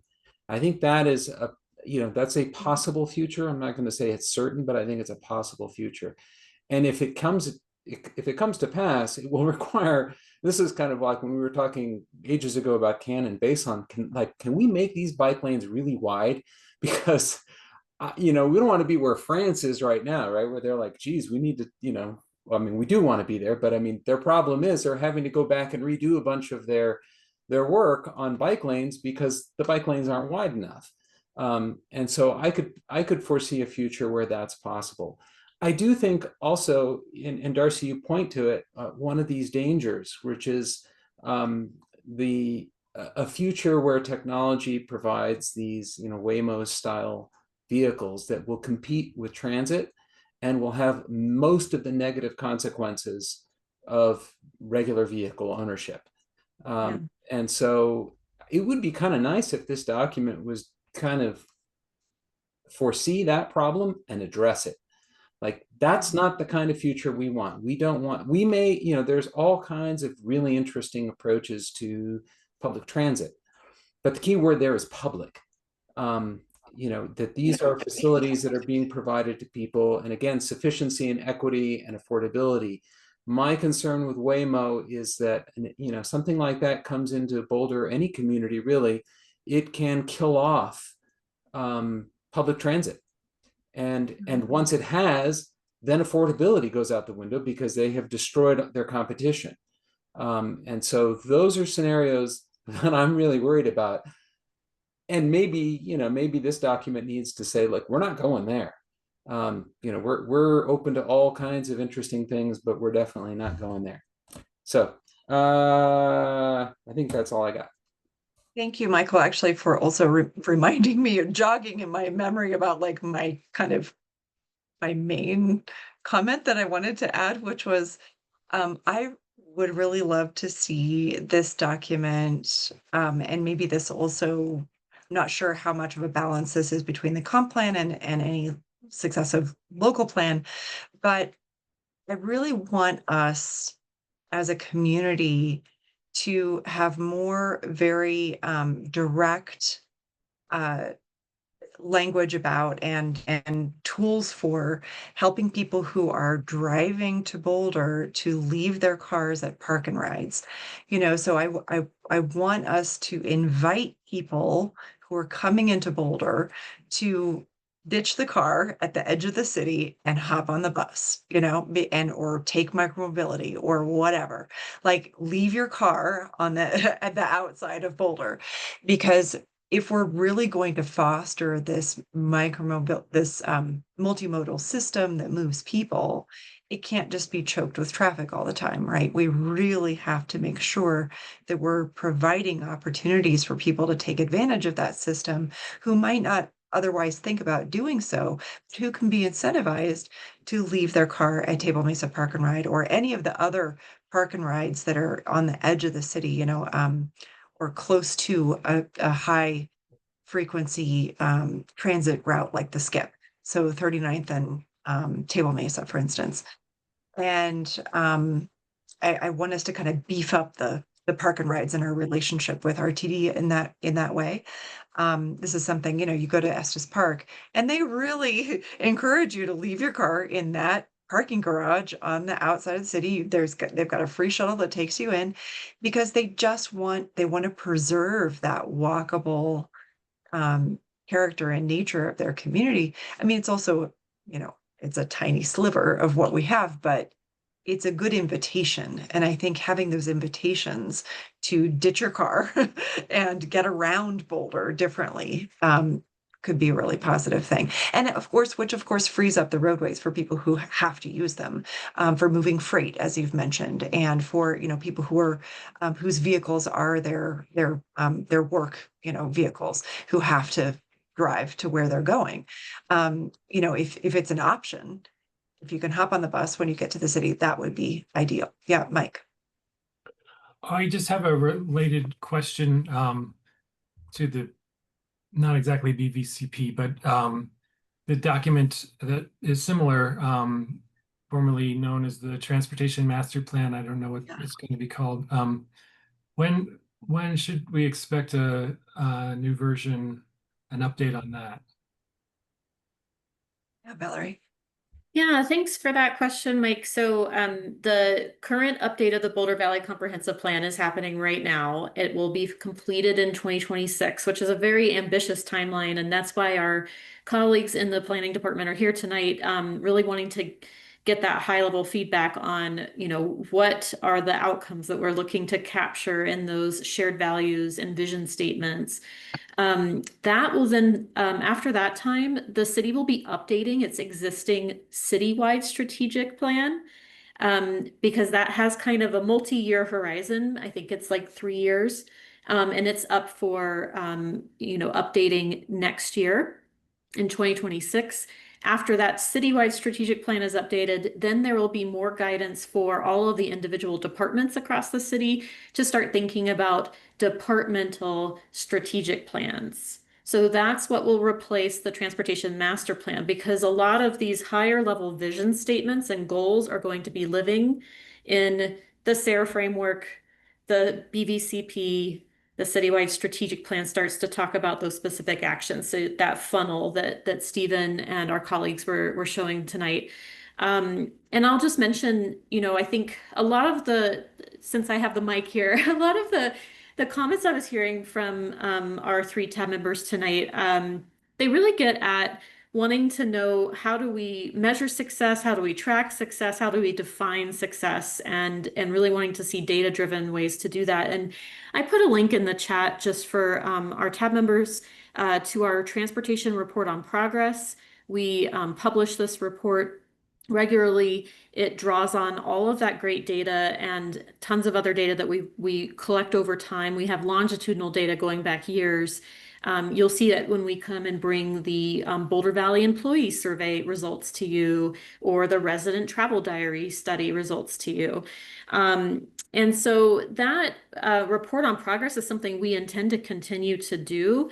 And so I might just suggest, as you continue to engage with our colleagues in planning and development services, you know, think about how you articulate those outcomes that I know you are hungry to see kind of a quantification or a data-driven measure of. How do you articulate the outcome that you're trying to measure? So for example, I think, Michael, you mentioned high quality transit is sometimes synonymous with high frequency transit, but what are some other ways to articulate high quality transit? Could it be the numbers of destinations that those transit lines serve? We always talk about transit and access to opportunity. What does that mean, and what is that articulation of that value and that expression of that aspiration for Boulder? And so I think I would encourage you, as you continue to engage, think about ways to articulate that you haven't seen in the Boulder Valley Comprehensive Plan in the past. That is what our colleagues kind of need at this point in the process. Yeah. And then next year, they're going to be getting into more of the nitty-gritty of operationalizing those expressions and things like the update to the land use map. And those are important steps that must happen in any BVCP update. But I think right now is that crucial time where they need your help and the community's help in articulating what does that outcome mean for Boulder? We can talk about it at the conceptual level, but how does that look? What does that feel that you're trying to accomplish? And I think that can be a way to continue to just help shape the process as it moves forward. Yeah, thank you, Valerie. And I think we've touched on a lot of that through answering the 5 questions this evening. Would you agree that we've kind of accomplished that? Okay, good. I just want to make sure that we went the right direction. Because I do think we kind of touched on that, because this integrating transportation really thoughtfully into this plan is so important. And I think those 5 questions, I want to thank Tess and Sarah for asking those 5 questions, because I think they helped us kind of get to that idea of what should it feel, what is the essence that we're after, what do we really want to make sure is covered at that high level. So yeah, great. Okay, thank you so much, and thank you for the link to the transportation report on progress. I will reiterate that these are really important to review routinely, because it's a great way to see how transportation and mobility is achieving its goals, and getting all the pertinent updates of projects and stuff. So really, really great. Thank you for sharing that. And we'll stay on top of those. Yeah, Valerie. I had one more small point, Darcy. It's something you said earlier really just kind of caught my attention, and I wanted to make sure that when we're talking about our goals, just how close we are to some of them that sound aspirational, but we have been slowly making progress over the decades in Boulder, and it's something to celebrate. So you had mentioned, Darcy, for residents, Boulder residents, not people coming into work, but just Boulder residents. We have a goal of only 20% single occupancy vehicle trips by 2030. So we're 2025. We've got 5 years. In 1990, that share was 44%. And in 2023, that share was 35%. So we've made steady, marked progress over the years on a goal like that. And it's something to really, just take a minute to kind of recognize the tremendous efforts that we've been doing as a city, as a community. They're working. And so that might also be kind of a frame of mind. That's why I put the link in the chat for you all, just to kind of refresh your memories on where we stand with our existing goals, because that could help inform any future input that you give with this process. Yeah. Thank you. That's a really important point. I mean, we have high standards. We have these these very aspirational goals that we're trying to achieve. And, it can feel like, we're not there yet, but you're right. Steady progress has been made. And I think this is another, when staff present on the employee survey and the resident survey, we really do see those numbers and the importance of those numbers, that people who live in Boulder are responding to, they're using these assets that we're creating, right? And also, they're available for everyone, and we want to make sure that people who are commuting are also able to take advantage of them. So yeah, thank you. That's a really important note. We should celebrate, and we're also going to keep just driving the message that we need to, get to those goals. But I so appreciate the work of staff, and all the actions that are taken, and the community's support of those actions through all the ways that we support them through, taxing ourselves and other things. So really appreciate that. Okay, great. Anyone want to add anything else before we move on to matters from staff? I'd like to just make a plug, because Darcy, when you were talking about, folks using the park and rides and what would motivate them to kind of ditch their vehicle, my immediate response and thought to that was a more aggressive use of modal filters, both hard and soft. Now I know that's a how, that's probably too far down in the weeds for a document like this, but maybe not for the city's, plans or the city, the city's equivalent of this document, because that's, as I see it, I mean, the Dutch have done this left and right. There's a lot of places where they've just, they're maybe not blocked vehicles entirely, but they've limited the number of vehicles, and they've designed the streets in a way so that it's not a thoroughfare. It's just folks accessing local areas, and then everybody else gets, by bike and other modes can just pass right through. I think that's going to be where it's at at some point. Anyway, that's a how, and I don't want to make things take longer than they ought to here. Yeah. But the vision can kind of lead to that by indicating that our intention is to create a more multimodal, more accessible system. Yeah. And Tess and Sarah, I just wanted to ask, so there are two members of our board who are not present with us this evening, and I'd really like to make sure that they have the opportunity to provide answers to those 5 questions as well. Would you accept written answers to those questions from our 2 members who are not present this evening? Absolutely. I think we should, Meredith, if we could invite Trini and Hernan to answer the 5 questions on their own, I think that would be really helpful for Tess and Sarah as well to hear more ideas from our board. Okay, great. Well, thank you both so much. Really appreciate your presentation and for asking great questions and for all the work that you're doing. I'll see you tomorrow at the event at Casey Middle School. I'm looking forward to that. Oh, good. And thank you for having us. And thank you, Valerie and Stephen and Chris and all other transportation staff. They're amazing to work with and have really helped us and keep us on track. So thank you. And it's great to meet you all. See you soon. Great to meet you too. Thank you so much. Thank you all. Bye. Okay, let's move to matters from staff. We have 2 items. Let's go to the regional transportation planning update from Jean Sanson, which we weren't able to get to last month. So go for it, Jean.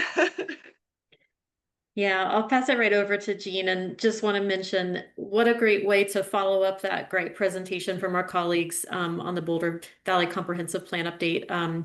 So much of the conversation tonight was about this topic. So I'm really pleased that Jean could join us tonight to share this. Over to you.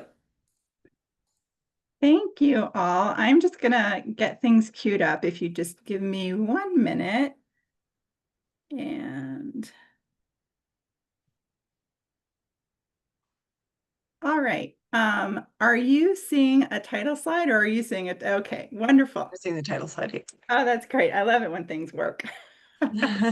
Well, thanks for having me this evening, members of the Transportation Advisory Board. My name is Jean Sanson. I am the policy advisor for the city's Department of Transportation and Mobility, and I'm going to take some time this evening to walk through some of the regional transportation work that we've been doing over the decades and more recently of late, some of our larger corridor projects. So let's see. I'm going to start by providing some background and context on the how and why we, as the City of Boulder, work with our neighboring jurisdictions, as well as regional and state partners to advance our mobility goals, much as we've just been discussing as part of the Boulder Valley Comp Plan update and is really music to my ears. And then I'm going to share some progress on a handful of important projects that are listed here.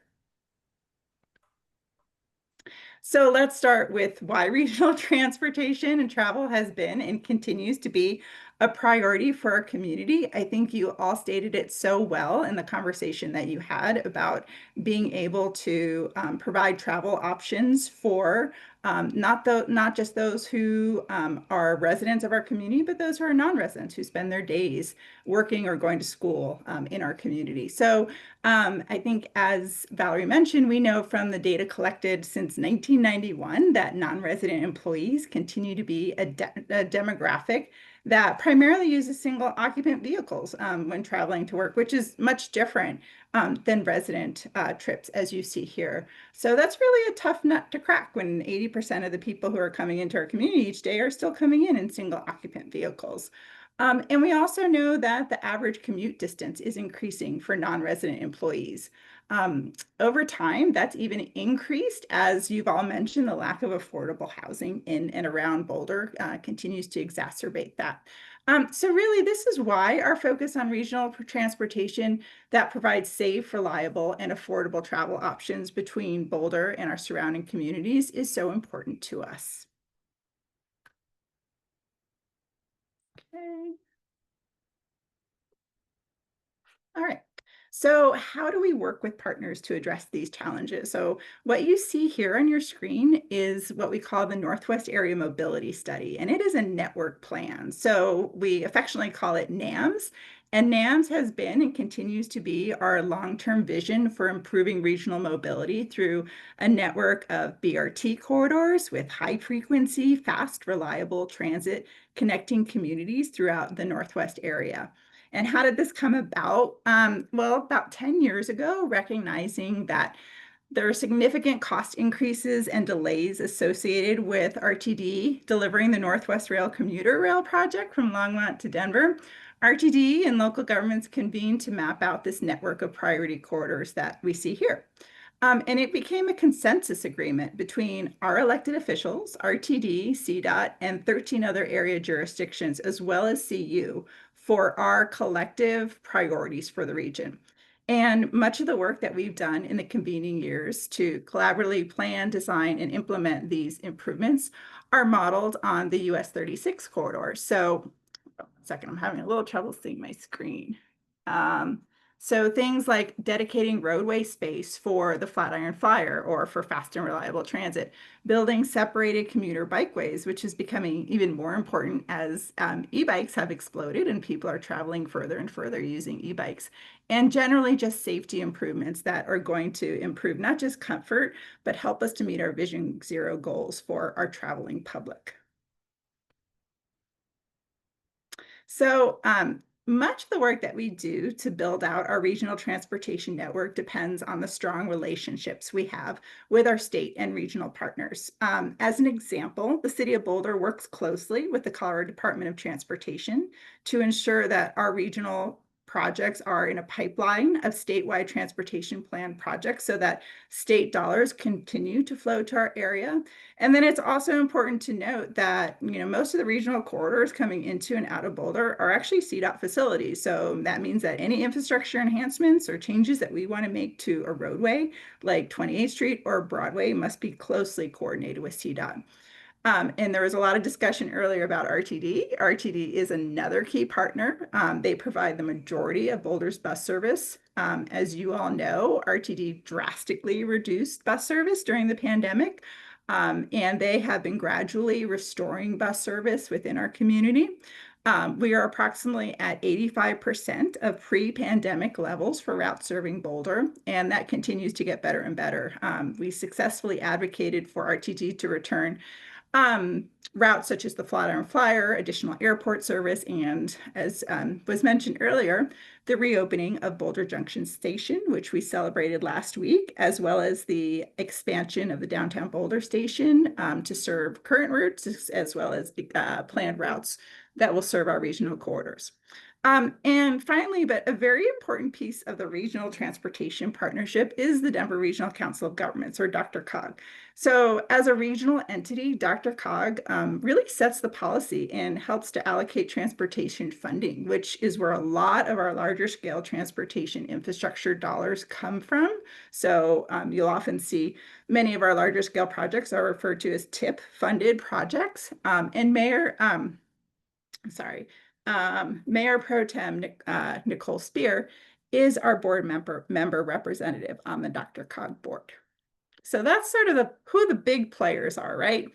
Now I'm going to spend a few minutes talking about some of the coalitions that have formed specific to these corridors. So we work closely with state and regional partners, but we've also formed coalitions with our neighboring local jurisdictions that have been really effective in advocating for these regional investments. One of our most influential coalitions is known as the Northwest Mayors and Commissioners Coalition, or MCC. The MCC was founded over 25 years ago as a coalition of governments in the Northwest region. And our mission is to, or the mission of the organization is to speak with one voice as it pertains to transportation investment and priorities. And at the core of these investment priorities is that NAMS network that you saw on the earlier slide. The coalition retains state lobbyists to help guide positions on state legislation, as well as federal lobbyists who have been really instrumental in helping to secure federal dollars for our NAMS projects. Mayor Brockett is the City of Boulder's representative on the MCC, and here you see a photo of the elected officials and staff on our annual trip to Washington, D.C. to meet with federal delegates and agencies to advocate for these transportation investments. So now that I've shared some of the landscape of our regional transportation initiatives and partnerships, I'm going to spend a few minutes walking through the status of some of these projects. Beginning with the Colorado 119 or Diagonal Highway Safety, Mobility, and Bikeway Project. So again, with NAMS as our guide, much of our focus over the last 10 plus years has been on transforming the Diagonal Highway through this, what's called the CO119 Safety, Mobility, and Bikeway Project. And it really is a collaboration between all of the agencies that you see on the slide. And we have received guidance from our Executive Oversight Committee, in which Mayor Brockett has been our representative over the last several years. The Diagonal Highway, not surprisingly, it's our second largest in commuting corridor, but it is a high crash corridor. And bus service, like the Bolt, can be slow and unreliable. And as we all know, unfortunately, it lacks a safe and direct bike connection. An interesting fact about the corridor is that it's also projected to see a 25% increase in traffic in the next several years by 2040. So, preparing for those changes at this point in time is essential. And so to respond to these challenges, you'll see that the Diagonal Highway is currently under construction, and the entire project is expected to reduce severe crashes and fatal crashes, improve equity, affordability, and mobility for all travelers. So I'm just going to walk through some of the key elements of the project, which include intersection safety improvements, connections, construction of a commuter bikeway, as well as bus rapid transit stations. So walking through each of these elements, this is really exciting. Construction of the 9-mile regional bikeway connecting Boulder with Longmont is well underway. And anyone who's been out there can see the shiny new surface that everyone's so eager to ride. But we certainly don't want people riding on that path and sort of falling into a construction area at either end. So the map you see at the left illustrates the bikeway underpasses to be constructed at J Road, Highway 52, Nyrot Road, and one overpass illustrated on the right to be constructed at 63rd Street in Gun Barrel. The bikeway will be completely separated from the road. It's going to be a 12-foot wide concrete path, and it widens to 16 feet at underpasses and other areas that are heavily trafficked. And like the US 36 bikeway, it's going to be plowed in the winter, allowing direct connections to the existing bike network and bus rapid transit stations year-round. And here, another element of the project, as you see on the right-hand side, is an illustration of the typical bus rapid transit station along the diagonal, which has a park and ride at this location at 63rd Street. That's going to be a new park and ride, bus rapid transit platforms, and a commuter bikeway located in the median of the highway.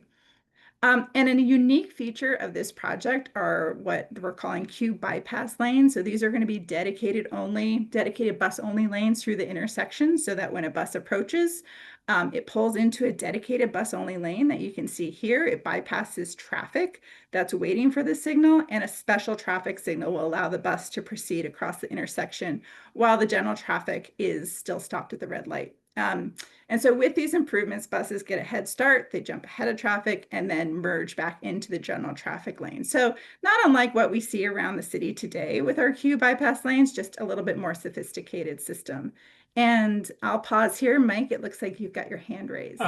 Yeah, I just wanted to ask a clarifying question because it seems like an inconsistency here. You're showing us that 63rd bikeway underpass, and on the previous slide, you showed an overpass at 63rd Street. Yeah, thank you. That's a really good catch. This is an older concept plan, so my apologies that it shows an underpass. What happened in some of the earlier designs is that while we had planned for an underpass, the city has some major underground infrastructure in this area, which just ballooned the cost of doing an underpass, which is why the plans were revised for an overpass. So thank you for catching that. Okay. And then on the left-hand side, you'll see a map that is showing the routing for what we're calling the diagonal flyer. So the diagonal flyer is going to operate with 2 route patterns, much like the Flatiron Flyers or the FFs do today. The orange and blue routes that you see here would operate as the DF1 and the DF2, with one route serving downtown Boulder Station via 28th Street, like the Bolt does today. And the other route would serve Boulder Junction, the orange route would serve Boulder Junction and continue on to serve CU Main and East campuses via 28th Street, terminating at Baseline and Broadway. During weekday peak periods, buses would run every 15 to 30 minutes, and we expect opening day service to begin in 2027, but hope that we're working with RTD to work towards a phased or incremental increase in service prior to 2027. And I really appreciate the conversation you had this evening about the Boulder Valley Comp Plan update, because this slide in particular is a good example of where some of the work that we're doing to provide other transit options, like the upcoming Gun Barrel Microtransit, is going to provide that seamless connection for people between the microtransit and the regional bus rapid transit service. We've also worked closely with our partners and community members to develop a corridor brand. This is kind of fun. People get excited when they see these types of designs. So it includes logos, station architecture, concepts, wayfinding design plans, and a marketing strategy to ensure that the CO119 brand is easily recognizable and connects communities along the corridor. So as we work with RTD and CDOT on final design plans, you'll see this architecture built into those stations and the bikeway.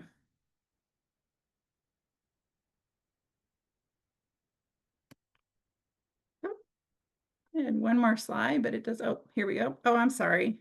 It just went, pardon me, I'm gonna go back.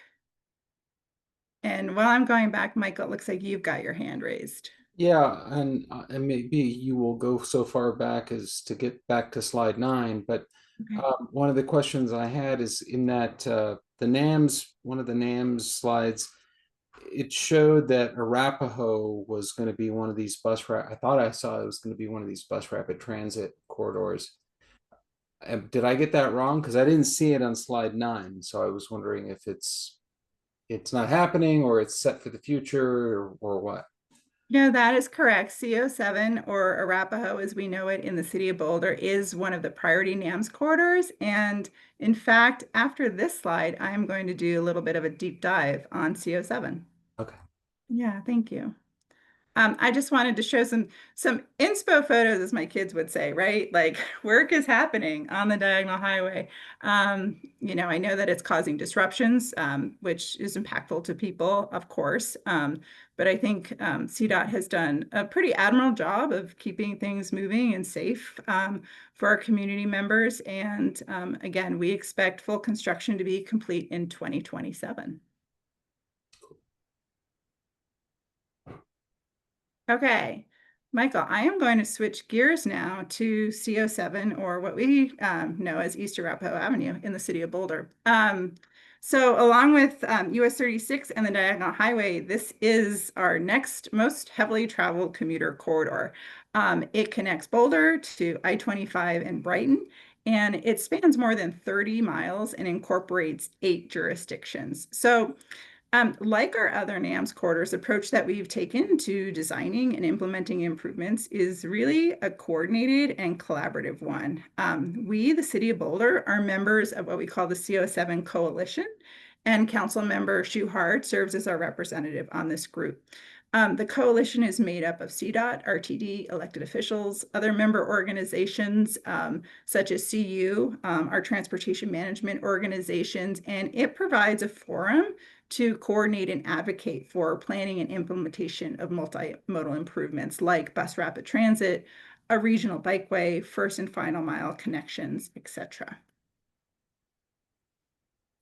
I don't expect you to read all the details of this map, but I brought it up just to say that we're looking at a program of projects that are part of a holistic multi-jurisdictional corridor development plan that we worked on with CDOT and RTD and are in the process of implementing. So all of these projects are either in design, construction, or are soon to be in construction along CO7. So there's a lot happening along this 30+ mile corridor. And let's just take a look at our west end of the corridor for a minute. Zooming into Arapahoe, what you'll see here is a number of projects that are either underway for design or construction. So for example, we're excited to share that the city's project to fill in missing links in the multi-use pass system and enhance bus stops between 38th and Marine and Cherryville Road has almost entirely been completed as of last month. So we're excited to be able to make those connections for people walking, biking, and taking transit along the corridor. At the same time, we worked with CDOT to complete preliminary design for the entire extent of the East Arapahoe corridor, as you see here. And we're currently advancing into final design for the western segment from 28th Street to Foothills Parkway. And through the Safe Streets and Roads for All federal funding, we secured nearly $10 million for safety improvements along Arapahoe between 28th and 33rd Street, with a protected intersection at Arapahoe and 30th to be constructed in the next 2 to 3 years. So a lot happening, not just along the entire extent of this regional corridor, but particularly at our west end. One of the other keynote changes that are happening on the corridor, and this is probably what you're seeing when you're out there now, it's a cone zone, right? But it's also one of the most transformational improvements that are currently underway along Arapahoe is CDOT's resurfacing project between 28th and Cherryville, which also includes curb or ADA ramp upgrades. The city's been coordinating with CDOT to also, as they resurface Arapahoe, convert general purpose curbside lanes into shared lanes for buses and right turning vehicles only, or BAT lanes as we affectionately refer to them. This joint effort will expedite transit travel for those who use the jump today and for travelers who will use upcoming planned regional bus service, as you will see on the next slide. And just some construction photos here.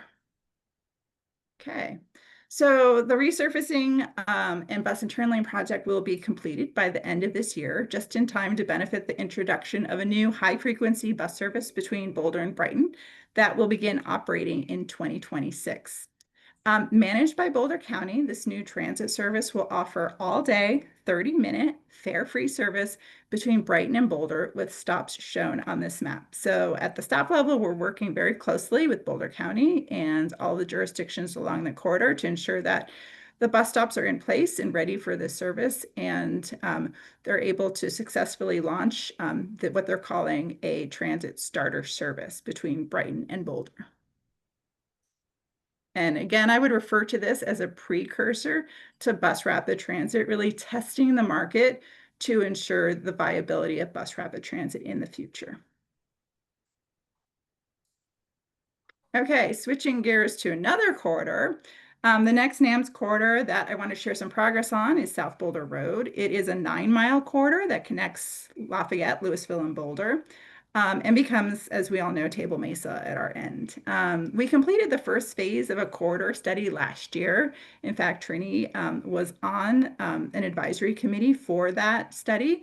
And we're coordinating with our agency partners now to launch the next phase of work later this year. And the intent of what they're calling phase 2 will be to design a continuous bike facility and enhance transit service along the corridor, as well as identify safety improvements, especially for vulnerable road users, with the intent to advance design and pursue future funding opportunities. And I'll share that while this project has not officially kicked off yet, it's very important to us that the focus of this study within the city of Boulder be in and around the Table Mesa Park and Ride area to take a really close look at how access to and from that park and ride can serve existing users and future users in surrounding neighborhoods.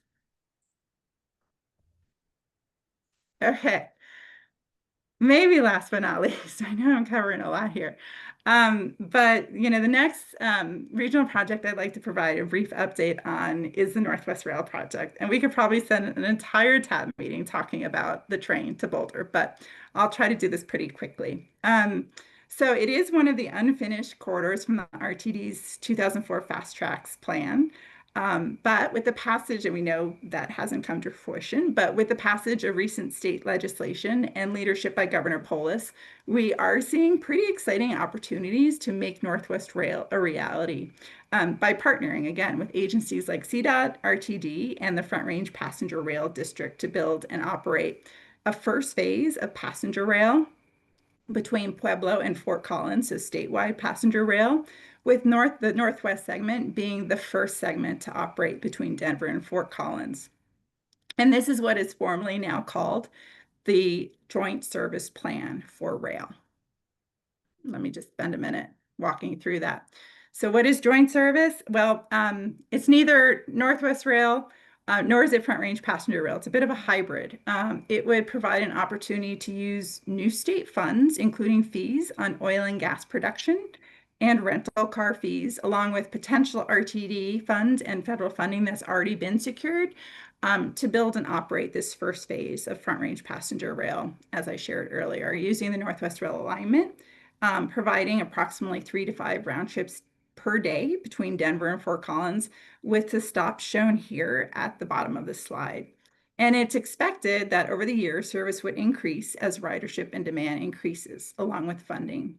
As I mentioned, it would be a hybrid between the two systems. So, commuter rail typically operates at slower speeds, and the spacing between stops is a little bit closer than passenger rail or intercity rail, which is what the statewide rail would be.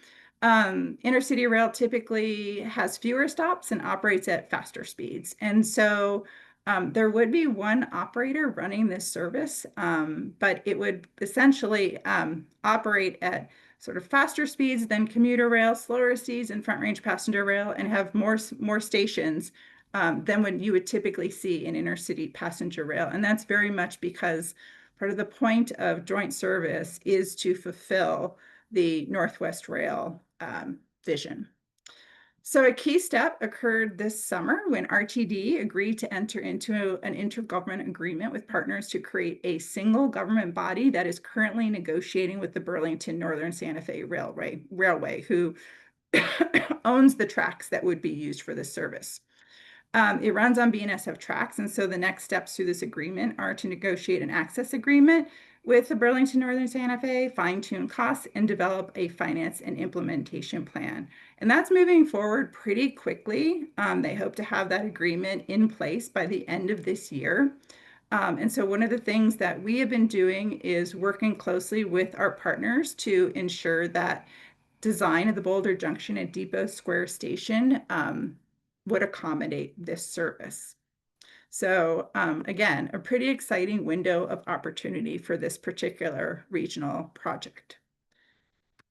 And then I thought that was going to be the last point I was going to make about regional planning, but I did just want to make a plug for a really important initiative that is beginning pretty soon.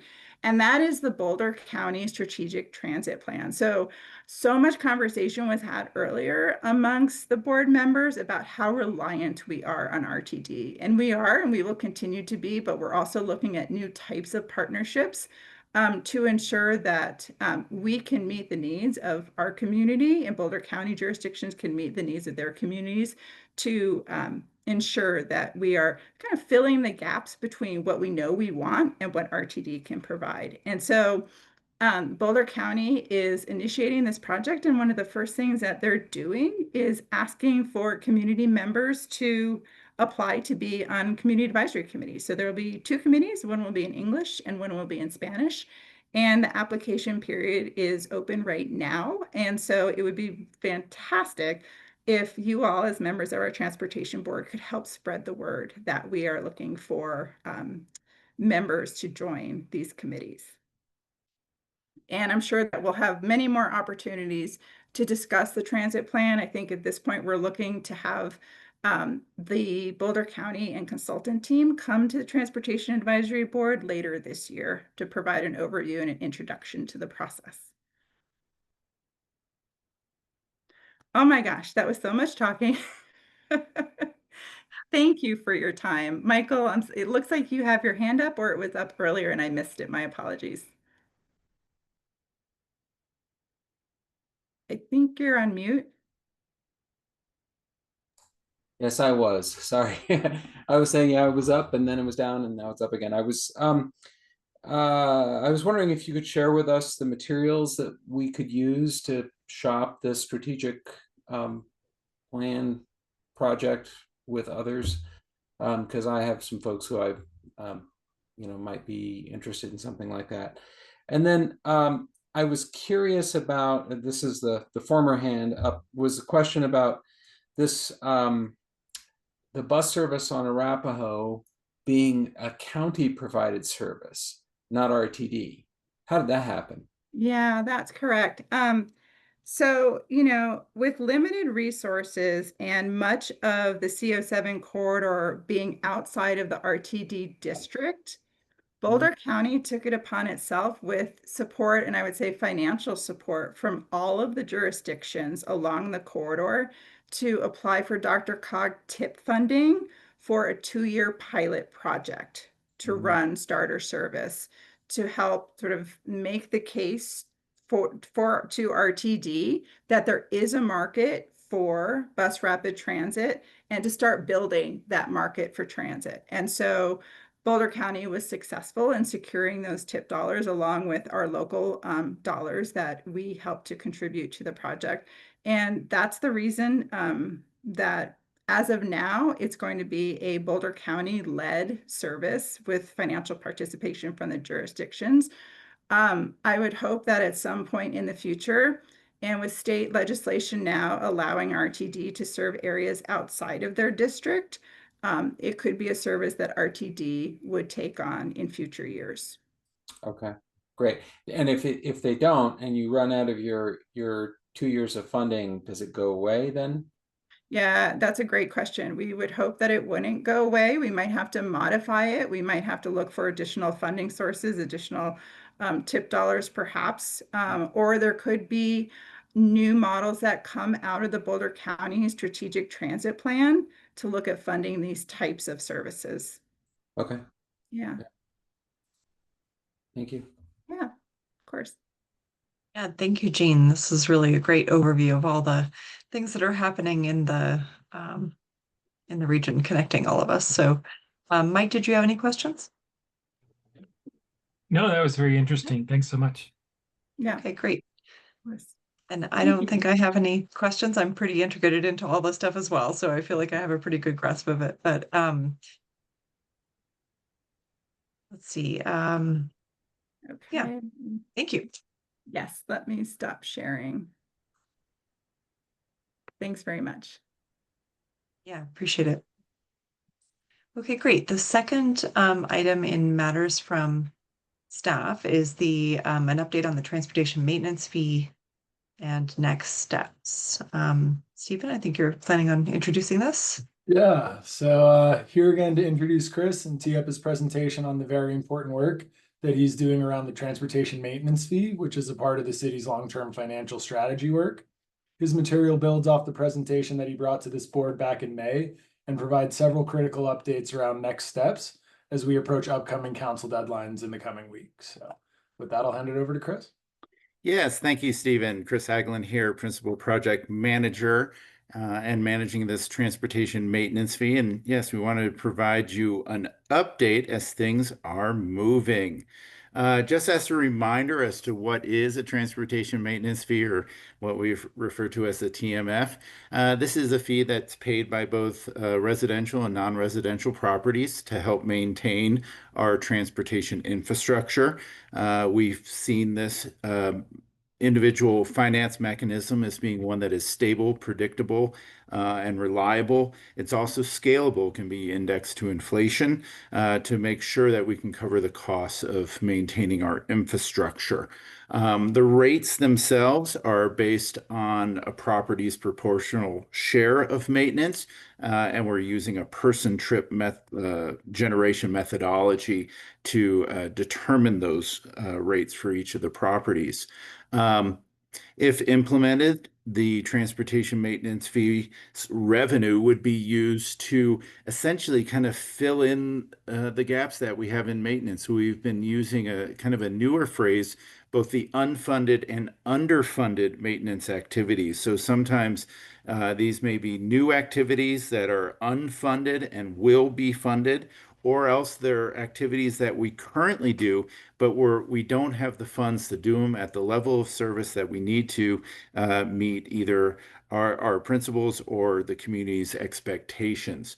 And some of those specific maintenance activities that this revenue would be used for would be to maintain our pavement and our safety asset management, so related to Vision Zero, bridge asset management, sidewalk and multi-use path maintenance and repair, all the roadway markings maintenance, which you can imagine there's a lot of paint on our pavement and that all needs to be maintained. And this would also be used for some much needed bus stop maintenance as well. In terms of the updates that we have for you, we have integrated the transportation maintenance fee into our 2026 budget process with our colleagues in the finance department. So it is officially part of the process, and council will be having a study session this Thursday, which the transportation maintenance fee will be a part of it. It's also been integrated into our long-term financial strategy. So this is a kind of a broader outlook of the city's long-term financial success and looking at both expenditures and revenue and how we need to, in many ways, look at additional revenue sources to help maintain the city's economic vitality. For the transportation maintenance itself, there are two separate ordinances that we are designing and working on. One is kind of called the originating ordinance, and the other is the enabling. The originating ordinance is going to be numbered 4-20-78. So this is basically within all the list of the fees that the city charges various properties. So essentially, it's the 78th fee that we have in the city. And then the enabling ordinance 8-226 is the one that really goes into the details about the rate methodology, the rates in which different types of non-residential and residential properties will be charged, and just other things related to the management of that fee program.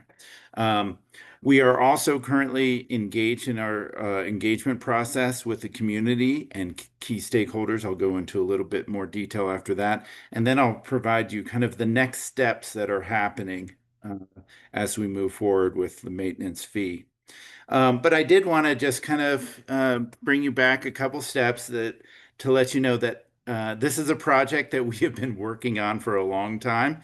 In fact, one of my first big projects at the city was working on the 2009 Transportation Funding Report, which identified the transportation maintenance fee as one of the most viable mechanisms that the city can locally enact to provide additional revenue and diversify revenue sources so that we can provide more stability.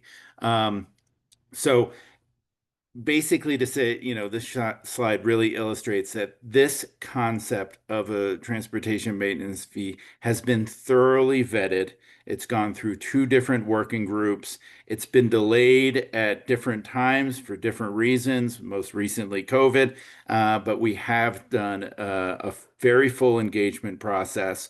And I think we've also very clearly established the need that we have in these unfunded and underfunded maintenance activities. It's always important to remember that our transportation infrastructure is one of the most valuable assets that the city has and is required to maintain. In terms of some of the engagement, I know just today you were provided with our brand new transportation maintenance fee fact sheet. This is a tool that we'll be using as part of that engagement. We've also been engaging with the University of Colorado, the Boulder Valley School District, and the federal labs. It's important to note that under Colorado law, these state and federal agencies are not required to pay city fees. In the past, when we went through these different engagements and working groups, these groups have all had representatives on those groups. And even though they don't have to pay, we would like to kind of enter into or revitalize conversations with them about voluntary contributions to help maintain the city's infrastructure through intergovernment agreements. So we're in the process of working with those entities now. We're also about to initiate some work with our business community with support from the Boulder Chamber and Boulder Chamber Transportation Connections. Just met with Darcy and Jonathan Singer last week to discuss some of those opportunities we have to engage with the business community. So we look forward to getting some of those scheduled and on the books.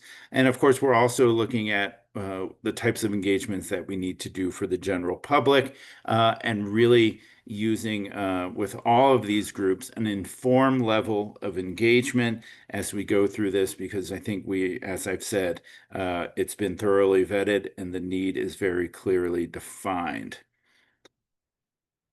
In terms of the most immediate next steps, as I mentioned, on Thursday, September 11th, we have the budget study session. So this is a study session with council led by our finance team, which is looking at all the aspects of the budget, but there will be the transportation maintenance fee will be included in that.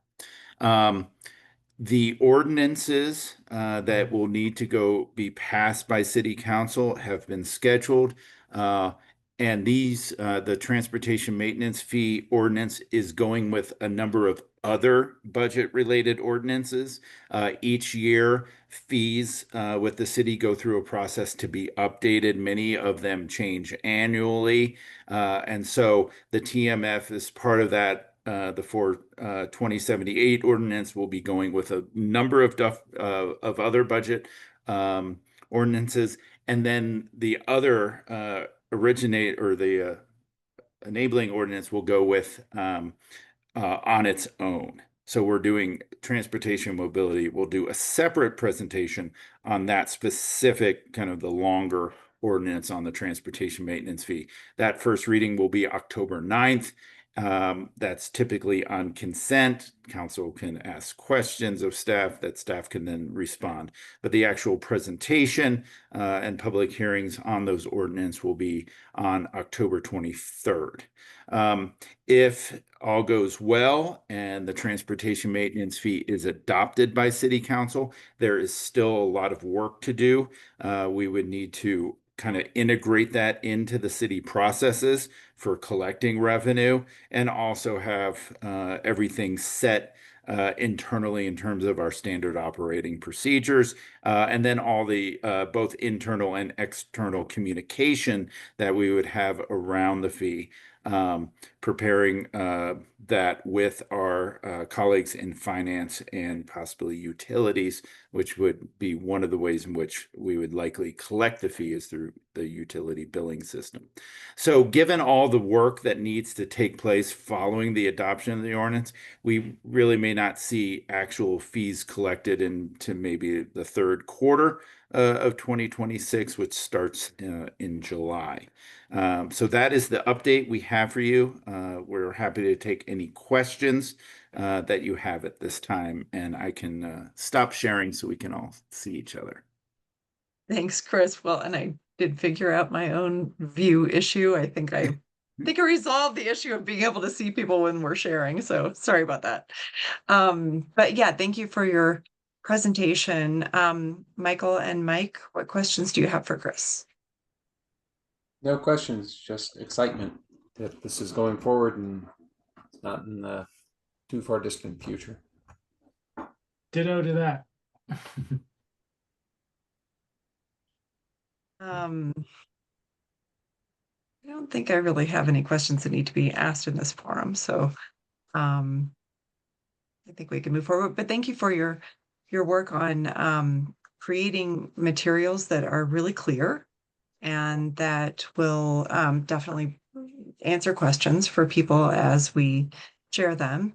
And yeah, thanks for your work on, just your diligence and your perseverance, Chris. It's been a long road. And I agree that diversifying our sources of funding for transportation is such an important goal. And so I do hope that this is able to move forward. Okay. Thank you. Thank you guys. Really appreciate it. Okay, we can now move to matters from the board. Mike, why don't you talk about the tab letter to council regarding transportation maintenance fee?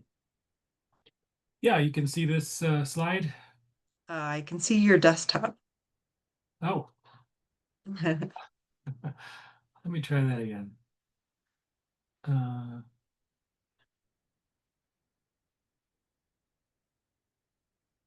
Now, yeah. Uh-huh. So I'm proposing a motion to endorse the transportation maintenance fee with a letter to City Council reading as follows. TAB endorses the City of Boulder's proposed transportation maintenance fee, recognizing that the TMF provides a stable and predictable source of funding for essential transportation maintenance.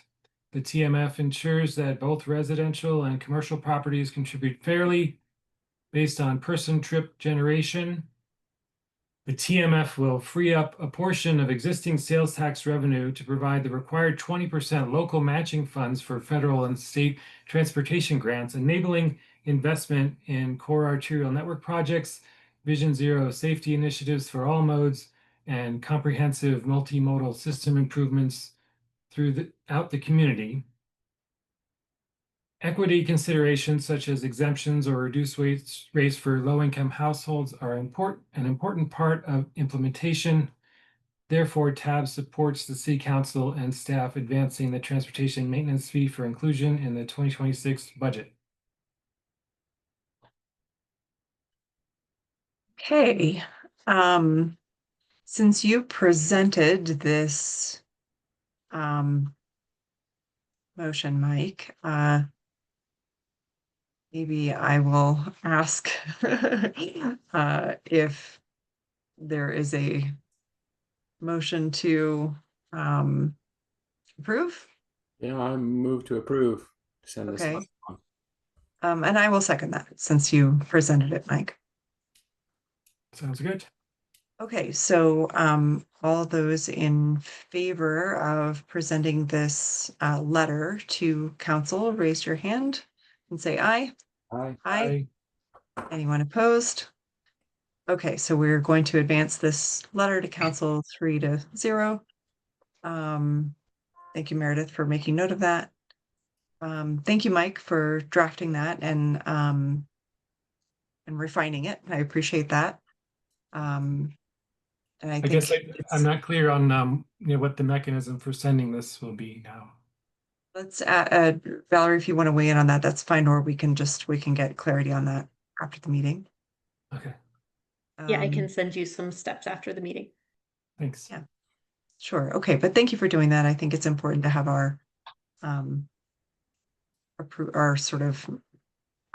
of the process and the approach noted to council. Valerie, is there anything else you'd like to say? No, really appreciate, yeah, I know that this has been a long journey. Just want to again give some shout outs to Chris as well as Stephen for all of your work this year on advancing not just the fee nexus study, but the orchestration of all of the arbiter of documents that have to come forward for council approval of the ordinances along with the budget. So Thank you to them both and also to you all in TAB. I know we last updated you in May, I think it was, and so I'm glad that you've been able to kind of be a part of the development of this approach and offer your feedback along the way, and it's so valuable. So thank you for your support tonight. Yeah, thank you very much. Appreciate it. Yes, Chris has done it. Chris and Stephen and everyone have done such an enormous amount of work to advance transportation policy this year to really help us achieve our goals. So I appreciate that very much. Okay, any open comment? I'll just say one thing. I wanted to acknowledge that this is the last meeting that Valerie is overseeing as the staff, the lead staff member from Transportation and Mobility, because our new Director of Transportation and Mobility will join us next month. So thank you, Valerie, for being such an amazing just facilitator and helping us all get where we need to go on these meetings and providing that really essential context and expertise and just helping us really know where we are in all of our discussions. I deeply appreciate your leadership with our group, and thank you so much. And we hope that you'll stay engaged even with the presence of the new Transportation and Mobility Director. Thank you. My pleasure, Darcy. And just so everyone knows, I will be continuing on as the Deputy Director of the department, the position that I held before I served as interim for the last year. It's been great to work so closely with you over the last year, and we are very excited to welcome Blythe Bailey next month. Yeah, really looking forward to working with them as well. But thank you so much. You've been wonderful. Thanks. Any other just open comment? Anything else you guys want to add? I just echo what you said, and I've always been in awe of how clear and expert your knowledge is, Valerie. Thanks so much. And patience with us newbies. Yeah, and just your clarity and understanding. And thank you so much. Yeah, I have nothing further. There is one last thing on the agenda. There's a future topic for our next meeting in October. We will have a presentation from Parks and Recreation on the Civic Area Phase 2 Conceptual Design and Community Engagement Update. That'll be really exciting. It's great to see these projects just move along the pipeline and to have the opportunity to weigh in at every phase. And I just really appreciate that. That's a wonderful part of being on a board, is getting to see these projects all along their lifespan. So looking forward to that. Otherwise, we can. Would someone like to move to adjourn the meeting? I move to adjourn. I second. Okay. All right. Moved and seconded. All in favor, raise your hand and say aye. Aye. Anyone opposed? No. Okay. So we have voted to adjourn at 8:37 p.m. Thank you all very much. Appreciate it. Thank night. you. Thank you.